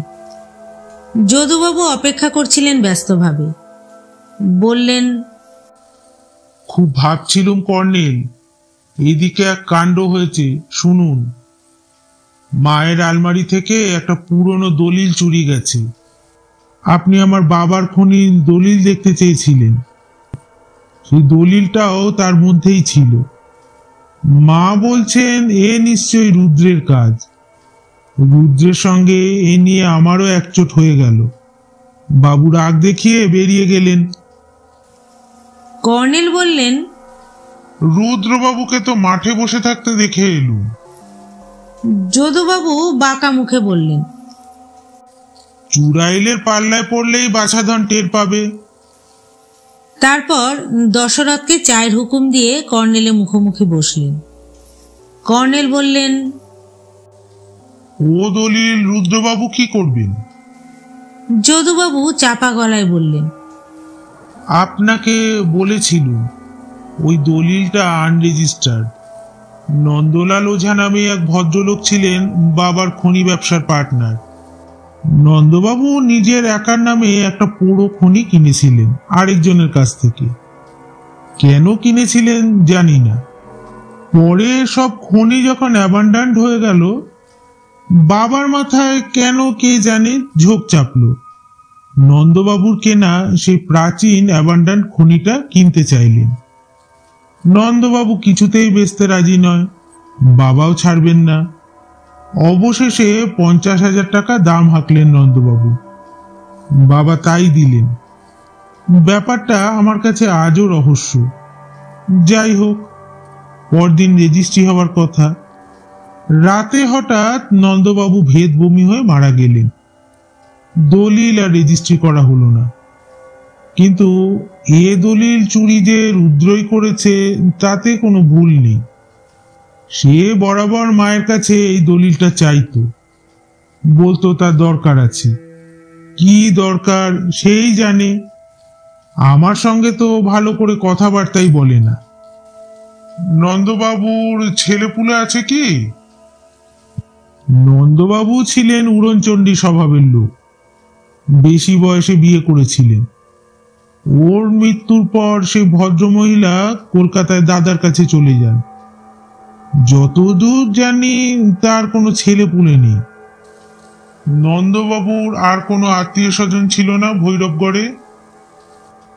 এক পিস্তত না মাস্তত দাদা ছিলেন, তিনি তো বছর 8 আগেই নিরুদ্দেশ। কি নাম ছিল ভদ্রলোকের? যদুবাবু একটু ভেবে নিয়ে বললেন, পান্না বাবু। কর্নেল তখন বললেন, সেই পোড়ো খনিটা কোথায় আপনি কি জানেন? যদুবাবু মাথা দোলালেন। না, বাবার এক উদ্ভট খেয়াল ছাড়া আর কি বলবো।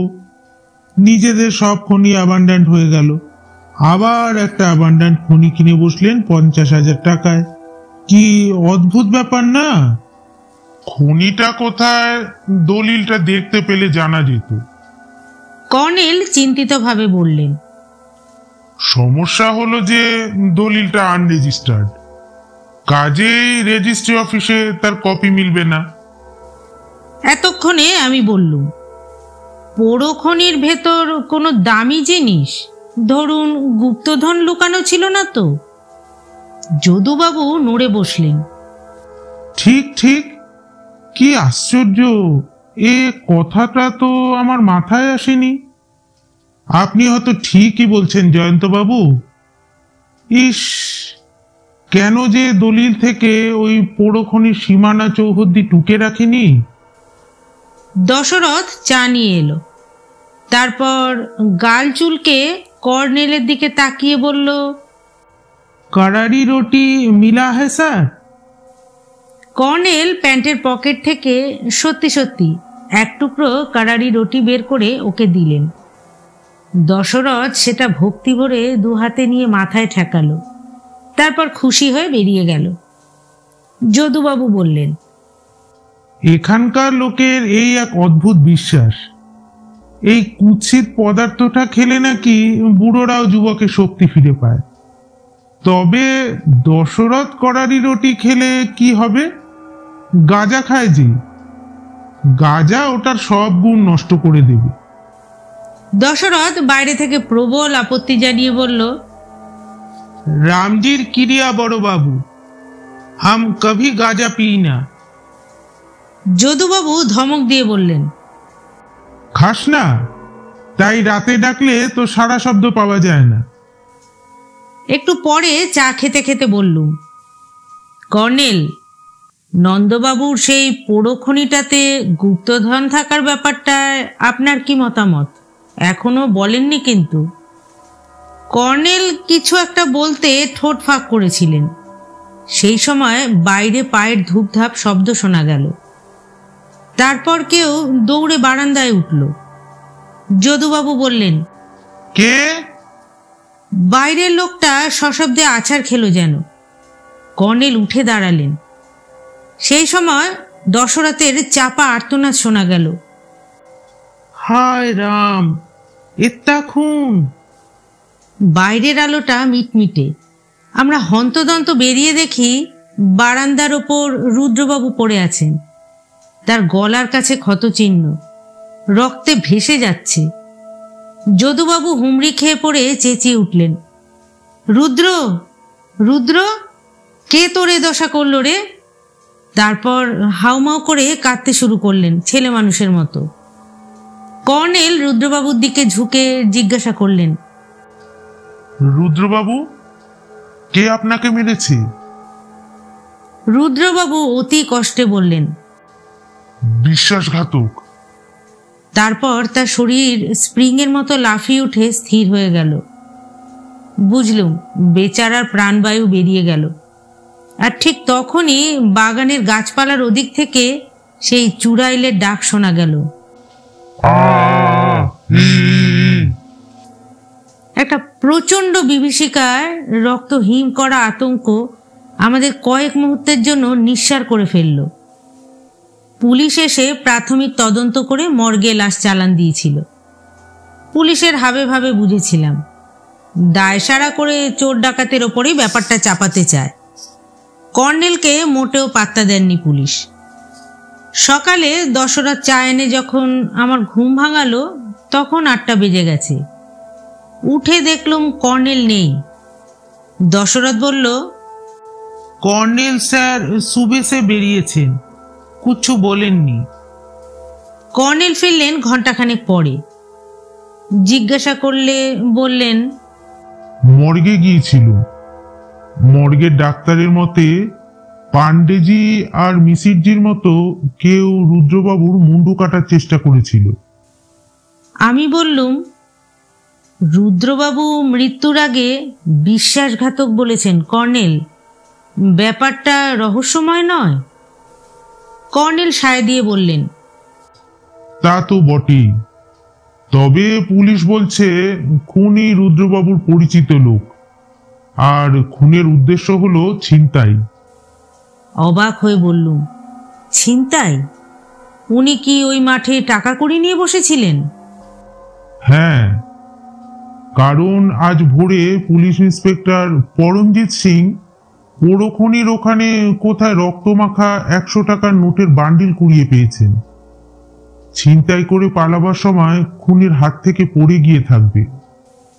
এত টাকা নিয়ে ওখানে কি করছিলেন রুদ্রবাবু? পেলেনি বা কোথা থেকে এত টাকা? কর্নেল একটু চুপ করে থাকার পর বললেন, এমনও তো হতে পারে খুনিরই ছিল ওই টাকাগুলো, অর্থাৎ রুদ্রবাবু সেই দলিলটা চুরি করে তাকেই বেচতে গিয়েছিলেন। দলিল হাতিয়ে এবং টাকা মিটিয়ে হঠাৎ খুনি তার উপর ঝাঁপিয়ে পড়েছিল। রুদ্রবাবু আহত অবস্থায় কোনো রকমে পালিয়ে আসতে পারেন, কিন্তু টাকার বান্ডিলটা পড়ে যায়। তাও হতে পারে বই কি। কর্নেল কিছুক্ষণ গুম হয়ে সাদা দাড়ি টানতে শুরু করলেন। বুঝলুম সূত্র হাতড়াচ্ছেন। তারপর হঠাৎ উঠে দাঁড়িয়ে বললেন, এসো জয়ন্ত, আমরা একবার পান্ডেজির গদি থেকে ঘুরে আসি। রাস্তায় যেতে যেতে বললুম, কিন্তু একটা রহস্য কিছুতেই বোঝা যাচ্ছে না।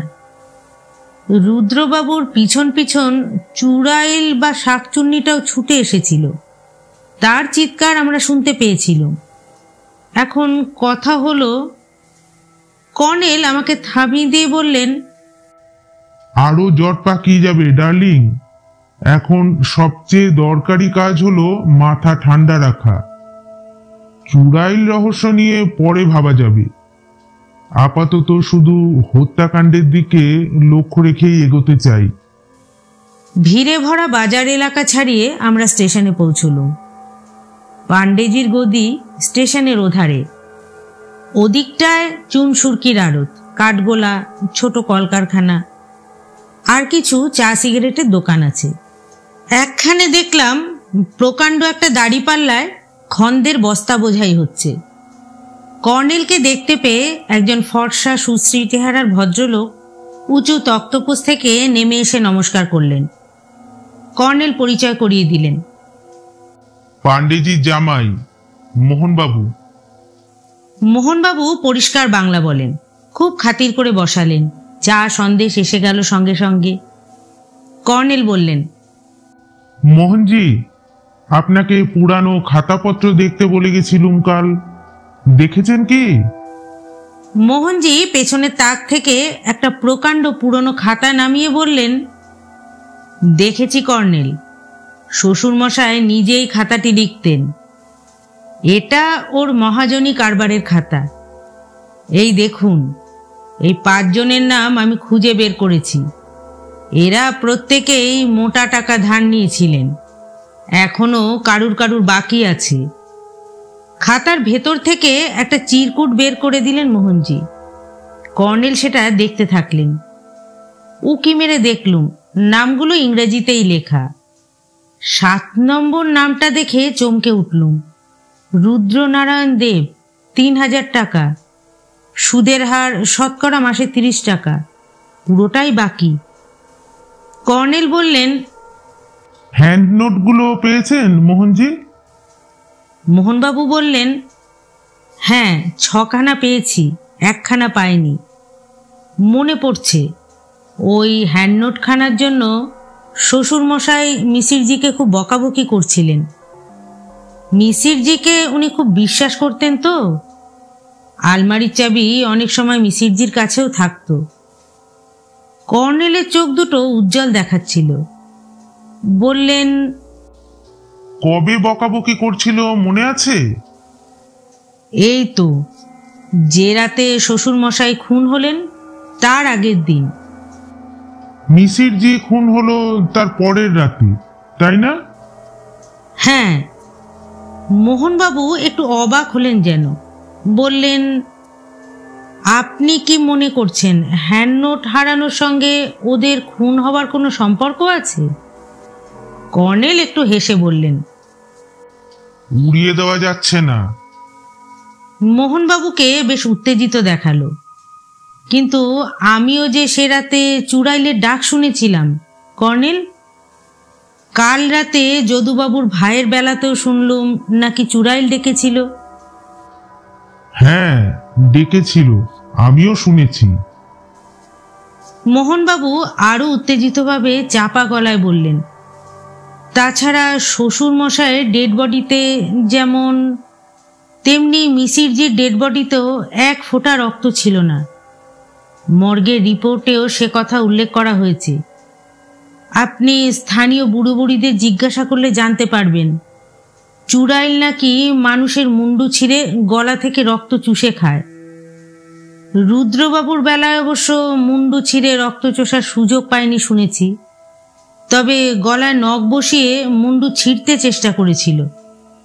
তাই কিনা বলুন? কর্নেল আস্তে বললেন, ও নিয়ে পরে ভাবা যাবে। এবার বলুন, এই তালিকার কোনো খাতকের হ্যান্ডনোট পাওয়া যায়নি? মোহনবাবু তালিকার একটা নামে ডটপেনের চিহ্ন দিয়ে বললেন, কিন্তু সমস্যা হলো ইনি 5,000 টাকা ধার নিয়েছিলেন 10 বছর আগে। সুদে আসলে এখন দাঁড়িয়েছে, মাই গুডনেস, হিসেবে ভুল হয়নি তো? কর্নেল দেখে নিয়ে গম্ভীর মুখে বললেন, না, মাসেই যদি শতকরা 30 টাকা সুদ হয়, তাহলে এক মাসে 5,000 টাকা সুদ হবে 1,500 টাকা, বছরে 18,000 টাকা, 10 বছরে দাঁড়াবে 1,80,000 টাকা, সুদ সহ 1,85,000 টাকা। সহজ হিসেব। মোহনবাবু হতাশ মুখে হাসলেন, কিন্তু খাতক ভদ্রলোকই তো সেই থেকে নিরুদ্দেশ। আমার মাথায় গত রাতে যদুবাবুর কাছে শোনা একটা নাম ঝিলিক দিল। বলে ফেললুম, সেই খনির মালিক নন্দবাবুর পিস্তত না মাস্তত দাদা পান্নালাল বাবু নন তো? মোহনবাবু বললেন, ঠিক ঠিক, পান্নালাল ওঝা। আমি তাকে কখনো দেখিনি, কারণ আমার বিয়ে হয়েছে বছর 3 আগে। তাছাড়া আমি থাকতুম ধানবাদে। গত বছর শ্বশুরমশাইয়ের অনুরোধে ওর ব্যবসার দেখাশোনা করতে এসেছি। ওপাশে একজন বৃদ্ধ কর্মচারী খাতা লিখতে লিখতে আমাদের কথা শুনছিলেন। তিনি বললেন, পান্নালাল বাবুর কন্ট্রাক্টরির কারবার ছিল, লেবার সাপ্লাই করতেন। সেবার কারবারে লস খেয়ে বিপদে পড়েছিলেন।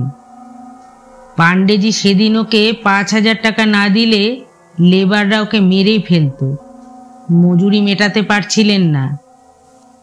কর্নেল বললেন, পান্নালাল বাবুর চেহারা কেমন ছিল? বৃদ্ধ কর্মচারীটি বাঙালি। বললেন, রোগা ঢ্যাঙা মতো, রংটা বেশ ফর্সা, চোখ দুটো ছিল খয়রা, যাকে বলে বেড়াল চোখো। কর্নেল মোহনবাবুকে জিজ্ঞাসা করলেন, পাণ্ডেজি টাকা আদায়ের জন্য মামলা করেননি? সেই বাঙালি কর্মচারী ভদ্রলোক বললেন, জামাইবাবু জানেন না, মামলা করেছিলেন পাণ্ডেজি, দেওয়ানি মামলা। তাতে অন্য পক্ষ গড়হাজির। শেষে পাণ্ডেজি প্রতারণার মামলা করেছিলেন। পান্নাবাবুর নামে হুলিয়াও জারি হয়েছিল, কিন্তু ওকে পুলিশ খুঁজে পায়নি। মোহনবাবু তখন বললেন, আশ্চর্য, শ্বশুর মশাই এ কথা তো আমাকে কখনো বলেননি। কর্নেল উঠে দাঁড়িয়ে বললেন, চলি মোহনজি, দরকার হলে আবার আসবো। স্টেশনের প্ল্যাটফর্মে এসে কর্নেল বললেন, এসো তো জয়ন্ত, আমরা রেল লাইন ধরে পুরো খনি এলাকায় যাই। দিন দুপুরে আশা করি চুড়াইলের আবির্ভাব ঘটবে না। পোড়োখনির উত্তর পূর্বে জঙ্গল আর টিলার ভেতর দিয়ে রেল লাইনটা ঘুরে গেছে ধানবাদের দিকে। কিছুক্ষণ পরে আমরা রেল লাইন থেকে নেমে একটা টিলার পাশ দিয়ে হাঁটতে থাকলাম। এদিকটায় অজস্র খানাকন্দ, বড় বড় পাথর, লাল মাটির ঢিবি আর ঝোপঝাড়। এক জায়গায় গিয়ে কর্নেল হঠাৎ থমকে দাঁড়ালেন। আমি বললাম, কি? কর্নেলকে উত্তেজিত মনে হলো। চাপা গলায় বললেন, আরে সাধু বাবা যে। চমকে উঠে বললুম, কই? কর্নেল আচমকা হ্যাচকা টানে আমাকে বসিয়ে দিলেন এবং নিজেও বসলেন। ফিসফিস করে বললেন, এসো আমরা গুড়ি মেরে এগিয়ে যাই, সাবধান যেন সাধু বাবা দেখতে না পায়। সাধু বাবাকে আমি দেখতে পাইনি। কর্নেলের পেছনে পেছনে ছোট বড় পাথর, ঝোপঝাড় আর ঢিবির আড়ালে অন্ধের মতো প্রায় হামাগুড়ি দিয়ে এগিয়ে যাচ্ছিলুম। প্রকাণ্ড একটা পাথর দেওয়ালের মতো দাঁড়িয়ে আছে। পাথরটার একপাশে ঘন ঝোপঝাড়। সেখানে হাঁটু দুমড়ে বসে কর্নেল ঝোপের ভেতর উকি দিলেন। দেখা দেখি আমিও উকি দিলুম। একটা অদ্ভুত দৃশ্য চোখে পড়ল। লাল কাপড় পরা সেই সাধু বাবা যেন পিঙ্কির কুকির সঙ্গে লুকোচুরি খেলছেন, কিন্তু ধারে কাছে কোথাও পিঙ্কি নেই। পিঙ্কি নেই অথচ ওর কুকি এখানে আছে। ব্যাপারটা আমার গোলমেলে মনে হলো। কিন্তু ও কি সত্যিই লুকোচুরি খেলা? কুকুরটা পাথরের আড়ালে লুকোতেই সাধু বাবা এক টুকরো পাথর তুলে ছুঁড়ে মারলেন। কুকুরটা আবার আরেকটা পাথরের আড়ালে আশ্রয় নিল। সাধু বাবার মুখের চেহারা দেখে চমকে উঠলুম। রাগে ক্ষেপে গেছেন যেন। আবার পাথর কুড়িয়ে ছুঁড়ে মারলেন। অল্পের জন্য কুকুরটা বেঁচে গেল। এবার সে আমাদের দিকে দৌড়তে শুরু করলো। সাধু বাবা তাড়া করে আসতেই একটা খাদে আছাড় খেয়ে পড়ল। খাদটা গভীর বলেই মনে হলো। ততক্ষণে কুকুরটা যেন আমাদের অস্তিত্ব টের পেয়েছে। সে সোজা এসে ঝোপে ঢুকল। কর্নেল মৃদু শীষ দিলেন। কুকুরটা থমকে দাঁড়িয়ে গেল। এতক্ষণে দেখলুম তার মুখে ছোট্ট একটা হ্যান্ডব্যাগ রয়েছে। কর্নেল আবার শীষ দিলে সে কাছে চলে এলো। কর্নেল তাকে কোলে তুলে নিয়ে তার মুখের হ্যান্ডব্যাগটা ছাড়িয়ে নিলেন। বললেন, শিগগির জয়ন্ত, সাধু বাবাকে এখনই ধরে ফেলতে হবে। ঝোপ থেকে বেরিয়ে গেলুম আমরা। কর্নেল আমার পিছনে, তার কোলে কুকুরটা। সাধু বাবা এতক্ষণে গর্ত থেকে উঠেছেন, কিন্তু আমাদের দেখেই থমকে দাঁড়ালেন। আমি রিভলভার বের করে চেঁচিয়ে বললুম, খবরদার সাধু বাবা, পালাবার চেষ্টা করলেই গুলি ছুড়ব। সাধু বাবা অমনি দৌড়ে গিয়ে একটা পাথরের আড়ালে লুকিয়ে পড়লেন। আমিও দৌড়লুম, কিন্তু সেখানে গিয়ে আর তার পাত্তা পেলুম না। আশেপাশে খোঁজাখুঁজি করে হন্যে হয়ে কর্নেলকে ডাকলুম। একটু তফাতে কর্নেল কোনো অদৃশ্য জায়গা থেকে সাড়া দিয়ে বললেন, এখানে চলে এসো জয়ন্ত। একটা পোড়োখনির মুখই হবে, বিরাট গর্ত। সেই গর্তে কি কর্নেল সাধু বাবার মতো পা হড়কে পড়ে গেছেন? কাছে গিয়ে দেখি আরো অদ্ভুত একটা ঘটনা ঘটেছে। গর্তের ভেতর বেচারি পিঙ্কির মুখ এক টুকরো লাল কাপড়ে বাঁধা, দু হাত আর পা দুটো লতা দিয়ে বাঁধা। কুকুরটা তার দিকে যেন অবাক চোখে তাকিয়ে জড়সড় হয়ে দাঁড়িয়ে আছে। কর্নেল তার বাঁধন কেটে দিচ্ছেন ছুরি দিয়ে। কর্নেল বললেন, আমরা না এসে পড়লে কি সাংঘাতিক ব্যাপার হতো সেটা ভেবেই শিউরে উঠছি জয়ন্ত। পিঙ্কি কিন্তু মোটেও ঘাবড়ে যায়নি, দিব্যি উঠে দাঁড়ালো। তারপর কুকুরটাকে কোলে নিয়ে দুবার তার গালে চড় মারল।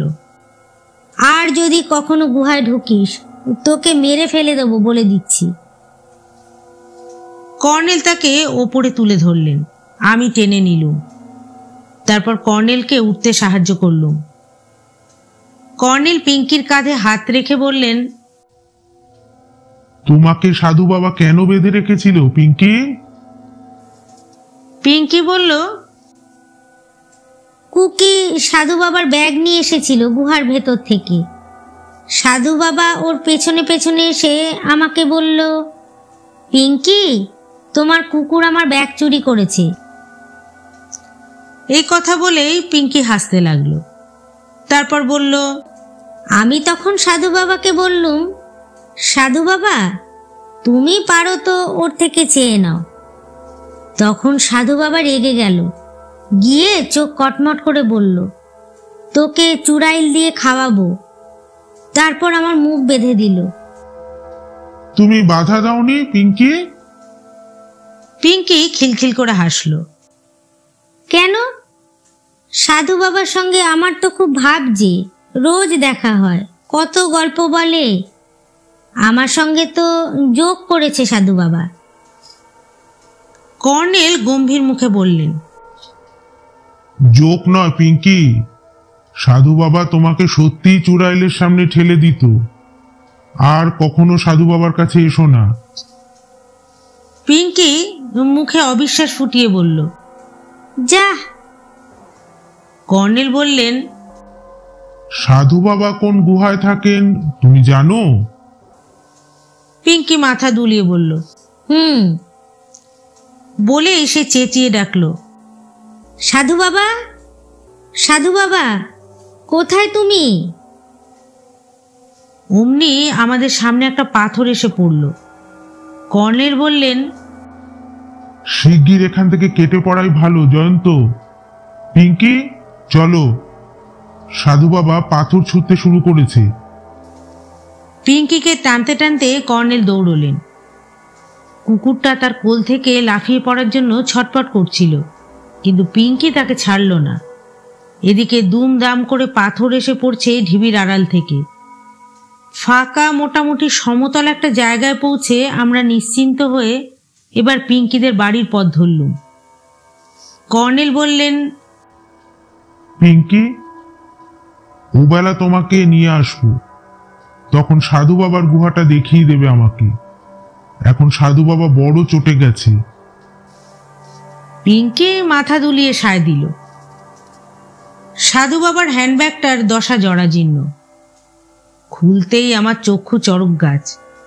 প্রথমে বেরুলো নন্দবাবুর সেই পোড়োখনির বিক্রি আনরেজিস্টার্ড দলিল। দলিলে রক্তে ছোপ লেগে আছে। গতকাল রাতে রুদ্রবাবুর কাছ থেকে এটা নেওয়া হয়েছিল। তারপর বেরুলো পাণ্ডেজির হারানো হ্যান্ড নোট, পান্নালাল ওঝা সই করা। 5,000 টাকা কর্জ নিয়েছিলেন পান্নালাল বাবু, শতকরা মাসিক 30 টাকা সুদে। আর বেরুলো কিছু কাগজপত্র। আমি বললুম, তাহলে পোড়োখনির সাধু বাবাই দেখছি পান্নালাল ওঝা।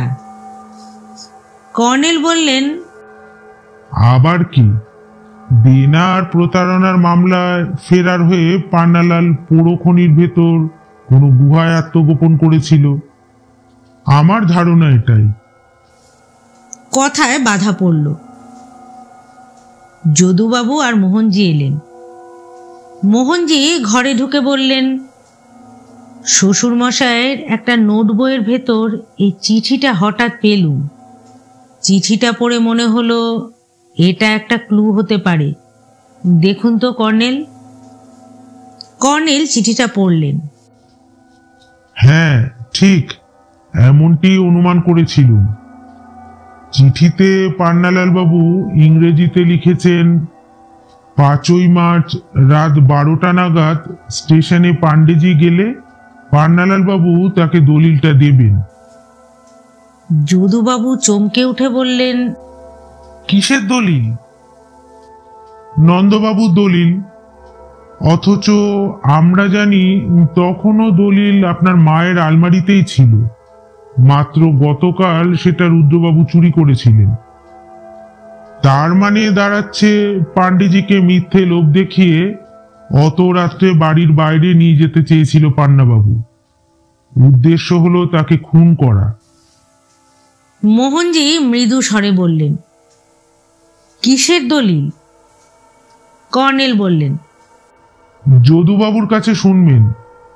তবে বোঝা যাচ্ছে পাণ্ডেজিরও দলিলটার ওপর লোভ ছিল।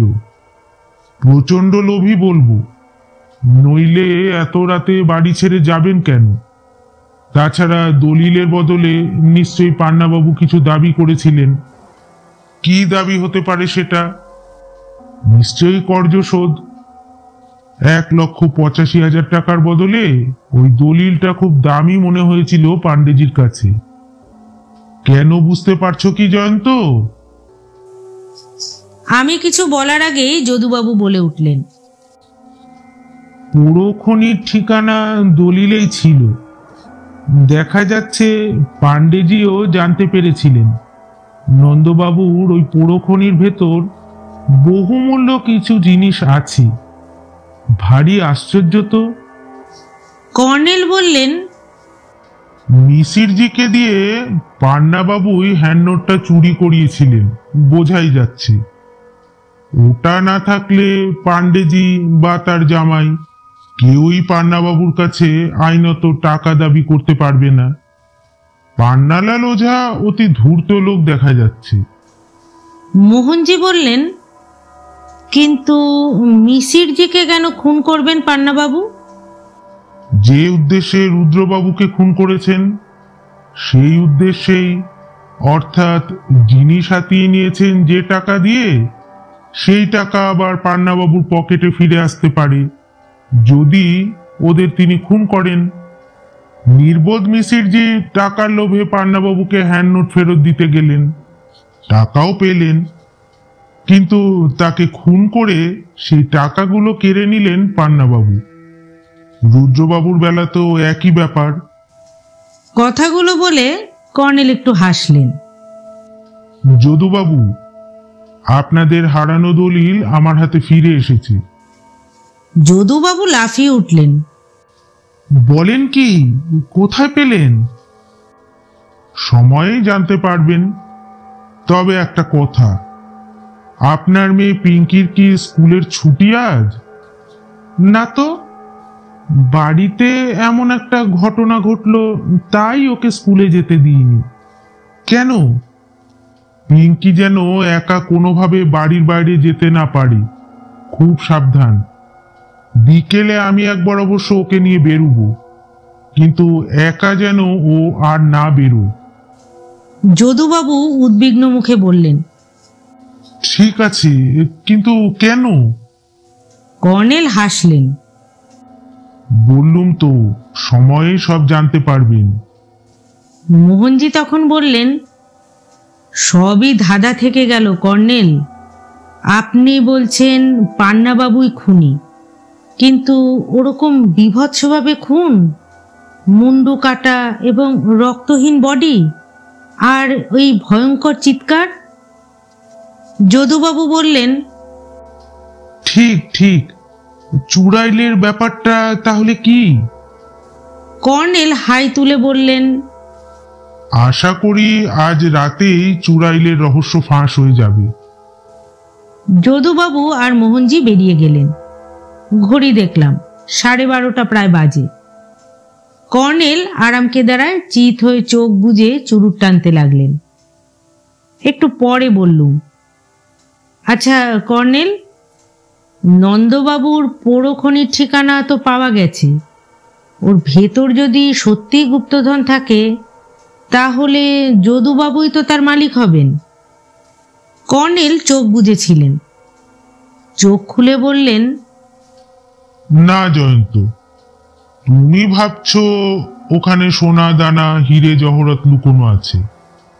সাধু বাবা ওরফে পান্নাবাবুর হ্যান্ডব্যাগে বিদেশের এক কোম্পানির লেখা একটা চিঠি আছে। এক পলক চোখ বুলিয়েই ব্যাপারটা বুঝতে পেরেছি। পান্নাবাবু গাছে কাঁঠাল গোফে তেল করে বেড়াচ্ছিলেন।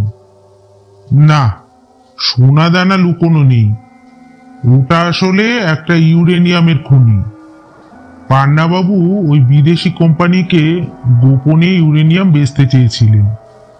কোম্পানি তাদের প্রতিনিধি পাঠাতে চেয়েছে, তাই পান্নাবাবু হঠাৎ ব্যস্ত হয়ে উঠেছিলেন। আমি অবাক হয়ে বললুম, তাহলে আইনত সরকারের মালিক হবেন, তাই না?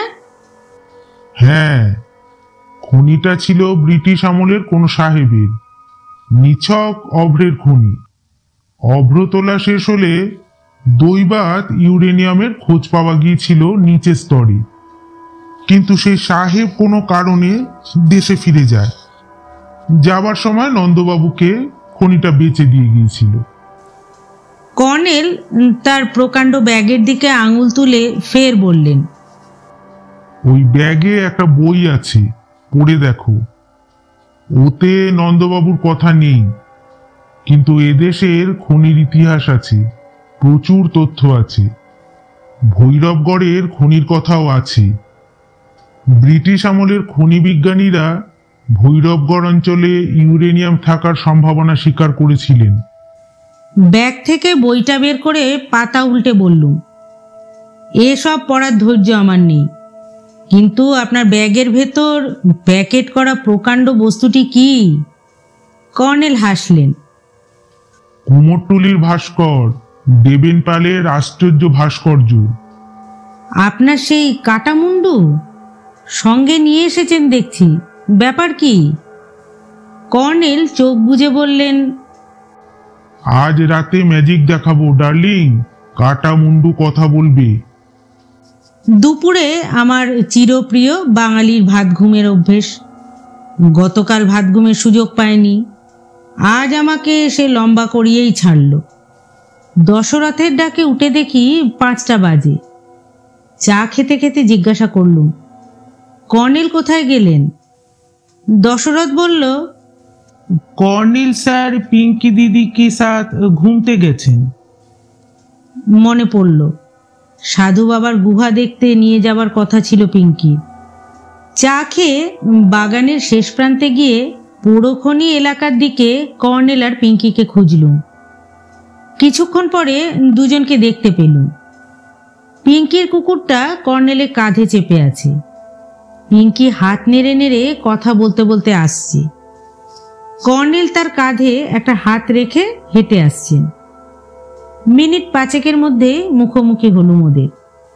কর্নেল বললেন, তুমি ঘুমোচ্ছ বলে ডাকিনি ডার্লিং, আশা করি তোমার রাতের ঘুমটা পুষিয়ে গেছে। আমি বললুম, সাধু বাবার আস্তানায় ঢুকেছিলেন নাকি? না, কুকুরটাকে পাঠিয়েছিলুম ওর হ্যান্ডব্যাগ ফেরত দিতে। সে কি? হ্যাঁ, দলিল, হ্যান্ডনোট যা কিছু ছিল সব ফেরত দিয়েছি। পিঙ্কি কুকুরটাকে নিয়ে বাগানে খেলতে ব্যস্ত হয়েছে।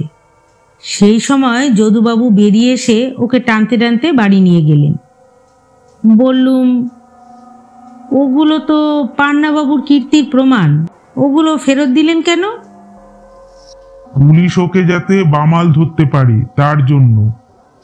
কারণ ওগুলো আমার কাছে থাকলে পান্নাবাবু ধরা পড়ার পর আদালতে বলতেই পারেন ওগুলো যে তার কাছে ছিল তার প্রমাণ কি।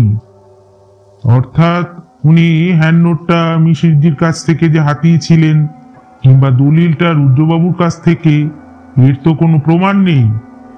আদালতে কুকুরের প্রমাণ গ্রাহ্য হবে না। বেচারা কুকুর তো আর কথা বলতে পারবে না যে সাধু বাবা ডেরা থেকে কাওয়ারি রুটি ভেবে হ্যান্ডনোটটা কামড়ে নিয়ে এসেছিল। আর পিঙ্কি তো দেখেনি এর ভেতর কি আছে। হ্যাঁ, বলবে হ্যান্ডব্যাগটা সে দেখেছিল কুকুরটার মুখে, কিন্তু ওটা যে পান্নাবাবু তা তো প্রমাণ করা যাবে না। কেন? বিদেশি কোম্পানির সেই চিঠিটা? কর্নেল হাসলেন। লোকটা মহা ধরিবাজ। চিঠিতে যে নাম ঠিকানা আছে তা পান্নাবাবুর নয়, জনৈক M.M. বোসের নাম ঠিকানা, তাও আবার কলকাতার। পান্নাবাবু কলকাতায় ওই ঠিকানায় নাম ভারিয়ে কিছুদিন ছিলেন সম্ভবত। যাগে, এসো ডার্লিং, এবার রাতের জন্য প্রস্তুত হওয়া যাক। তারপর কর্নেল যা সব করলেন তার মাথা মুন্ডু আমি কিছুই খুঁজে পেলুম না। যদুবাবুর সঙ্গে চুপি চুপি কি কথাবার্তা বললেন। তারপর দেখলুম যদুবাবু দশরথকে ডেকে তেমনি চুপি চুপি কি সব বললেন। দশরথ বেরিয়ে গেল। আমার প্রশ্নের জবাবে কর্নেল শুধু বললেন, একটু পরই বুঝবে জয়ন্ত, ধৈর্য ধরো। সন্ধ্যা হয়ে এসেছে। দশরথ ফিরে এলো এক বোঝা খড় নিয়ে। যদুবাবু ভাইয়ের শোকে মুহ্যমান, অথচ তার মুখেও একটু হাসির রেখা দেখা যাচ্ছিল।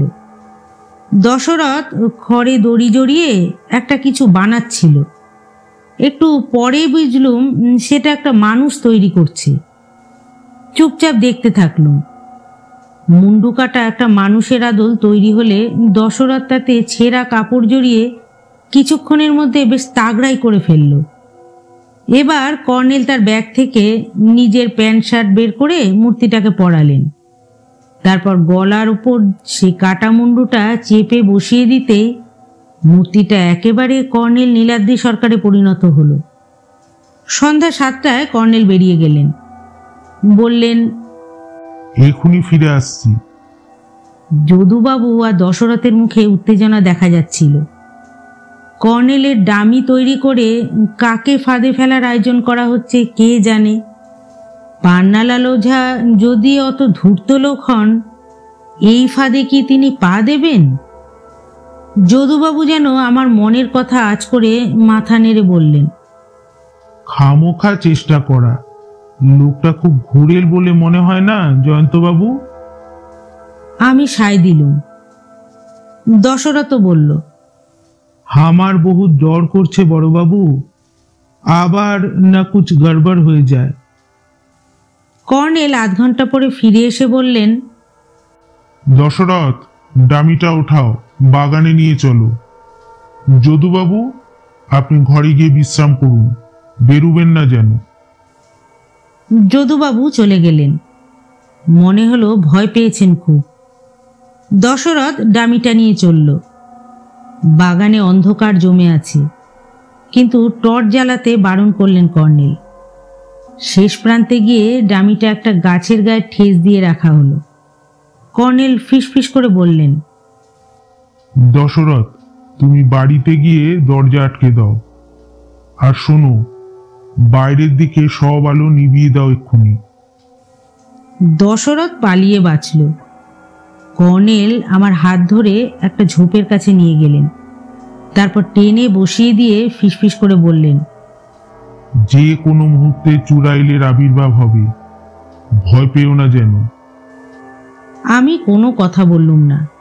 উত্তেজনায় আর অজানা আতঙ্কে আমার অবশ্য বুক কাঁপছিল। রিভলভার আর টর্চ নিয়ে বসে রইলুম। কর্নেলের চাপা শ্বাস প্রশ্বাসের শব্দ শুনছিলাম। বুঝতে পারছিলুম উনিও খুব উত্তেজিত। বাড়ির বাইরের আলোগুলো নিভে গেল। অন্ধকার আরো জমাট মনে হলো এবার। কৃষ্ণপক্ষ শুরু হয়েছে বলে চাঁদ উঠতে দেরি হবে। দৃষ্টি একটু স্বচ্ছ হলে মিটার 20 দূরে কর্নেলের ডামিটা অস্পষ্টভাবে টের পাওয়া গেল। যদুবাবুর বাড়ির সব জানলা বন্ধ। অন্ধকার রাতটা ক্রমশ বিভীষিকার আসন্ন আবির্ভাবে ঝিম মেরে যাচ্ছে। অন্ধকারে বাড়িটাকে একটা পোড়ো বাড়ির মতো মনে হচ্ছে। তারপরই কুকুরের ডাক শুনলুম। কেউ তাকে থামানোর চেষ্টা করছিল। তারপরে চুড়াইলে চিৎকার শুনতে পেলুম। আগের সন্ধ্যায়ও পোড়ো খনিতে তার চিৎকার শুনেছিলাম, কিন্তু আজকের চিৎকার তার চেয়েও ভয়াবহ। যেন পোড়ো খনির রক্তচোষা পেতনি রক্তের গন্ধ পেয়ে খেপে আছে। ভয়ঙ্কর আর অমানুষিক সেই চিৎকারে বুকের স্পন্দন যেন থেমে যাবে। তাকে দেখতে পাচ্ছি না, কিন্তু টের পাচ্ছি সে উল্টো পায়ে কিছু হেঁটে ক্রমশ এগিয়ে আসছে আর এগিয়ে আসছে। তা সাপের মতো চোখের পলক পড়ে না। একটানা একটা বিকট চিৎকার করে চলেছে সে। চিৎকারটা থেমে গেল হঠাৎ। তারপরই কাশির শব্দ শুনলুম। তারপর কেউ অদ্ভুত কণ্ঠস্বরে ইংরেজিতে বলল, আসুন, আপনার জন্যই দাঁড়িয়ে আছি। যে গাছে কর্নেলের ডামি দাঁড় করানো, তার কাছে মাটির ওপর টর্চের আলো পড়ল। আবছা আলোয় কর্নেলের ডামিটা দেখে মনে হলো অবিকল কর্নেল দাঁড়িয়ে আছে। লোকটা টর্চ নিভিয়ে চাপা গলায় ইংরেজিতে বলল, তাহলে আপনি বুকবো কোম্পানির প্রতিনিধি? হ্যাঁ, আশা করি আমার চিঠি পেয়েছেন। কিন্তু বিশ্বাসঘাতকতার শাস্তি মৃত্যু, জানেন তো? সে কি? ও কথার মানে এখনই বুঝিয়ে দিচ্ছি। তারপর লোকটা বাংলায় বলে উঠল, তোমাকে আমি চিনতে পেরেছি। চুড়াইল তোমার মুন্ডু ছেঁড়ার আগে সে কথাটা জেনে যাও, বলে সে 3 বার শীষ দিল। অমনি চুড়াইলটা আবার বিকট চিৎকার করে উঠল। তারপর ধপাস করে একটা শব্দ হলো। কর্নেল আমাকে ঠেলে দিয়ে উঠে দাঁড়ালেন এবং টর্চ জ্বাললেন। আমিও টর্চ জ্বাললুম। বাগানের অন্য দিক থেকেও কয়েকটা টর্চ জ্বলে উঠল। সে আলোয় দেখলুম কাল পোড়োখনিতে দেখা সে ভয়ঙ্কর প্রাণীটা, অথবা প্রেতিনী। কর্নেলের ধরাশায়ী ডামির ওপর ঝুঁকে গলায় কামড় বসিয়েছে এবং লাল কাপড় পরা সেই সাধু হতভম্ব হয়ে দাঁড়িয়ে আছে। প্রেতিনীর মাথায় মেয়েদের মতো চুল, হাতে শাখা। সাধু পালাবার চেষ্টা করতেই বুটের শব্দ তুলে পুলিশ অফিসার আর কনস্টেবলটা দৌড়ে এলে, তাকে ধরেও ফেলল। এদিকে পোড়োখনি প্রেতিনী তখন ফরফর করে খড় আর কাপড় ছিটছে। রক্ত না পেয়ে খেপে গেছে যেন। মুহুর্মুহু বিকট চিৎকার করে ডামিটাকে ফার্দাফাই করে ফেলেছিল। কর্নেল এগিয়ে গিয়ে তার মুখে টর্চের আলো ফেলল। তখন সে মুখ তুলল। নীল জলজলে নিষ্পলক হিংস্র চোখ তার, মাথায় বড় বড় চুল, শাখা পরা হাতে ধারালো বাঁকানো নখ। বিরাট গর্জন করে উঠে দাঁড়াতেই কর্নেল পরপর 2 বার গুলি ছুড়লেন। প্রেতিনী নেতিয়ে পড়ে গেল। আমি দৌড়ে গেলুম কর্নেলের কাছে। কর্নেল চুড়াইলের মাথার চুল ধরে টান দিতেই উপড়ে গেল।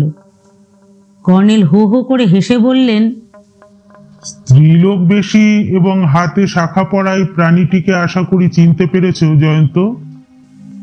কি আশ্চর্য! এটা একটা ভালুক না? হ্যাঁ, ভালুকই বটে, তবে খুব শিক্ষিত ভালুক। ওকে পান্নাবাবু মানুষের রক্ত খাইয়ে রক্তলোভী করে তুলেছিলেন। কর্নেল একজন পুলিশ অফিসারকে বললেন, মিস্টার সিং, তাহলে আসামিকে আপনারা নিয়ে যান, আমি একটু পরে থানায় যাচ্ছি। পুলিশ অফিসার হাসতে হাসতে কর্নেলের কাটা মুন্ডুটা কুড়িয়ে বললেন, আপনার কাটা মুন্ডু কিন্তু চমৎকার কথা বলছিল। আপনি যে এত চমৎকার ভেন্ট্রিলোকুইজম জানেন ভাবতে পারিনি। এই নিন আপনার কাটা মুন্ডু। কর্নেল তার কাটা মুন্ডু দেখে নিয়ে বললেন, রংটা একটু চটে গেছে মাত্র, আবার কুমোরটুলি নিয়ে গিয়ে পালমশাইকে দেবো এটা। ততক্ষণে বাড়ির বাইরের আলোগুলো আবার জ্বলে উঠেছে। যদুবাবু, দশরথ, পিঙ্কি আর তার কুকুর বেরিয়ে এলো। পুলিশ সাধু বাবা ওরফে পান্নালাল ওঝাকে থানায় নিয়ে গেল। সর্বনাশা মরা ভাল্লুকটা বাগানেই পড়ে রইল। কুকি বারান্দা থেকে সেই দিকে লক্ষ্য করে খুব ধমক দিতে লাগলো। পিঙ্কি কিছু বুঝতে না পেরে তাকে তুলে নিয়ে চাটি মেরে বলল, খুব হয়েছে। কিন্তু চুড়াইল রহস্য এভাবে ফাঁস হওয়াতে দশরথ খুশি হয়নি বুঝি। এক প্রস্ত চা এনে দিয়ে বলল, लेकिन करारी रोटी ये बदमाश भालूर ना अच्छी। जो भालू खून पीता वो कभी रोटी बनाने नहीं जानता। रोटी और कोई भालू বানিয়েছে। অতএব কড়ারি রুটি খেয়ে তার কোনো ক্ষতি হবে না। কর্নেল আমার দিকে চেয়ে মিটি মিটি হেসে বললেন, কি ডার্লিং, কাটা মুন্ডুর কথা বলার ম্যাজিক দেখালুম কিনা বলো? ভেন্ট্রিলোকুইজম কবে শিখলেন? সম্প্রতি কলকাতার বিখ্যাত এক হরবোলার কাছে শিখতে হয়েছে। তোমার পাশে বসে দিব্যি কথা বলছিলুম সাধু বাবার সঙ্গে। সাধু বাবা তো ভেবেছিল গাছে হেলান দিয়ে তার সঙ্গে কথা বলছি, তবে মহা ধরিবাজ লোক। বিকেলে হ্যান্ডব্যাগ ফেরত পাঠানোর সময় সে বিদেশি কোম্পানির নামে একটা চিঠি লিখে পাঠিয়েছিল। লিখেছিলুম, আমি বুকবো কোম্পানির প্রতিনিধি, রাত 9টা নাগাদ যদুবাবুর বাগানে এসে দেখা করুন। সাধু বাবা চালাকিটা ধরে ফেলেছিল। আমিও জানতুম সে আমার চালটুকু ধরে ফেলবে, কিন্তু তাহলেও আসবে। আমাকে খতম করার জন্য তাকে চুড়াইল নিয়ে আসতেই হবে। আমি তার সব প্ল্যান ভেস্তে দিতে চলেছি কিনা। বুঝলুম, কিন্তু চিতপুরে গুপ্ত কোম্পানিতে যাওয়ার রহস্যটা কি? কর্নেল হাসলেন। তোমার মনে পড়লো তাহলে? হ্যাঁ, তুমি শুধু আমাকে গুপ্ত কোম্পানির দোকানে ঢুকতে দেখেছিলে, কিন্তু আমাকে ওদিন অন্তত সারা চিতপুর এলাকার অসংখ্য দোকানে ঢুকতে হয়েছিল। কেন? দুটো জিনিসের তদন্তে, জটাজুট আর অস্বাভাবিক গড়নের একটা পরচুলো সম্প্রতি 1 বছরে একসঙ্গে কেউ কিনেছে কিনা। গত শীতে ভৈরবগড়ে গিয়ে চুড়াইলটাকে দেখা মাত্র ভাল্লুক বলে সন্দেহ হয়েছিল। তুমি কি ভাল্লুকের মাথা লক্ষ্য করেছো জয়ন্ত? ওই মাথায় স্ত্রীলোকের পরচুলো আটকাতে হলে বিশেষ অর্ডার দিয়ে পরচুলো বানাতে হবে। যাই হোক, খোঁজ পেয়ে গেলুম শেষ পর্যন্ত। এক পরচুলো ব্যবসায়ী কথায় কথায় বলে ফেলল, এক ভাল্লুকওয়ালার অদ্ভুত অর্ডার পেয়েছিল। সে নাকি নিজে জটাজুটধারী সাধু সাজবে আর তার ভাল্লুককে স্ত্রীলোক সাজিয়ে শাড়ি শাখা পরিয়ে খেলা দেখাবে। তাই আমি বাধা দিয়ে বললুম, ভাল্লুকটার হাতে শাখা দেখেছি, পরনে শাড়িও আছে নাকি? আছে। গন্ডগোল আর আতঙ্কের চোটে লক্ষ্য করনি। এখন গিয়ে দেখে এসো, লাল পেরে শাড়িও আছে। দেখে আসার জন্য তক্ষুনি উঠে দাঁড়ালুম বটে, কিন্তু অন্ধকার বাগানের দিকে তাকিয়েই পা বাড়াতে অস্বস্তি হলো। সত্যিকার শাকচুন্নি যে নেই তা কে গ্যারান্টি দিয়ে বলতে পারে? আমাকে বসে পড়তে দেখে কর্নেল হো হো করে হেসে উঠলেন। পিঙ্কিও ব্যাপারটা টের পেয়ে খিলখিল করে হেসে উঠল। এবার কুকুরটা সুযোগ পেয়ে তাকে ধমক দিল নিজের ভাষায়। পিঙ্কি গম্ভীর হয়ে গেল একেবারে সঙ্গে সঙ্গেই। গল্পটি এখানেই শেষ হলো। আশা করি আপনাদের ভালো লেগেছে। ভালো লাগলে অবশ্যই একটা লাইক করবেন আর আমার চ্যানেলটিকে সাবস্ক্রাইব করে নেবেন। আবার আসবো আমি এইরকমই আরেকটি গল্প নিয়ে। ধন্যবাদ।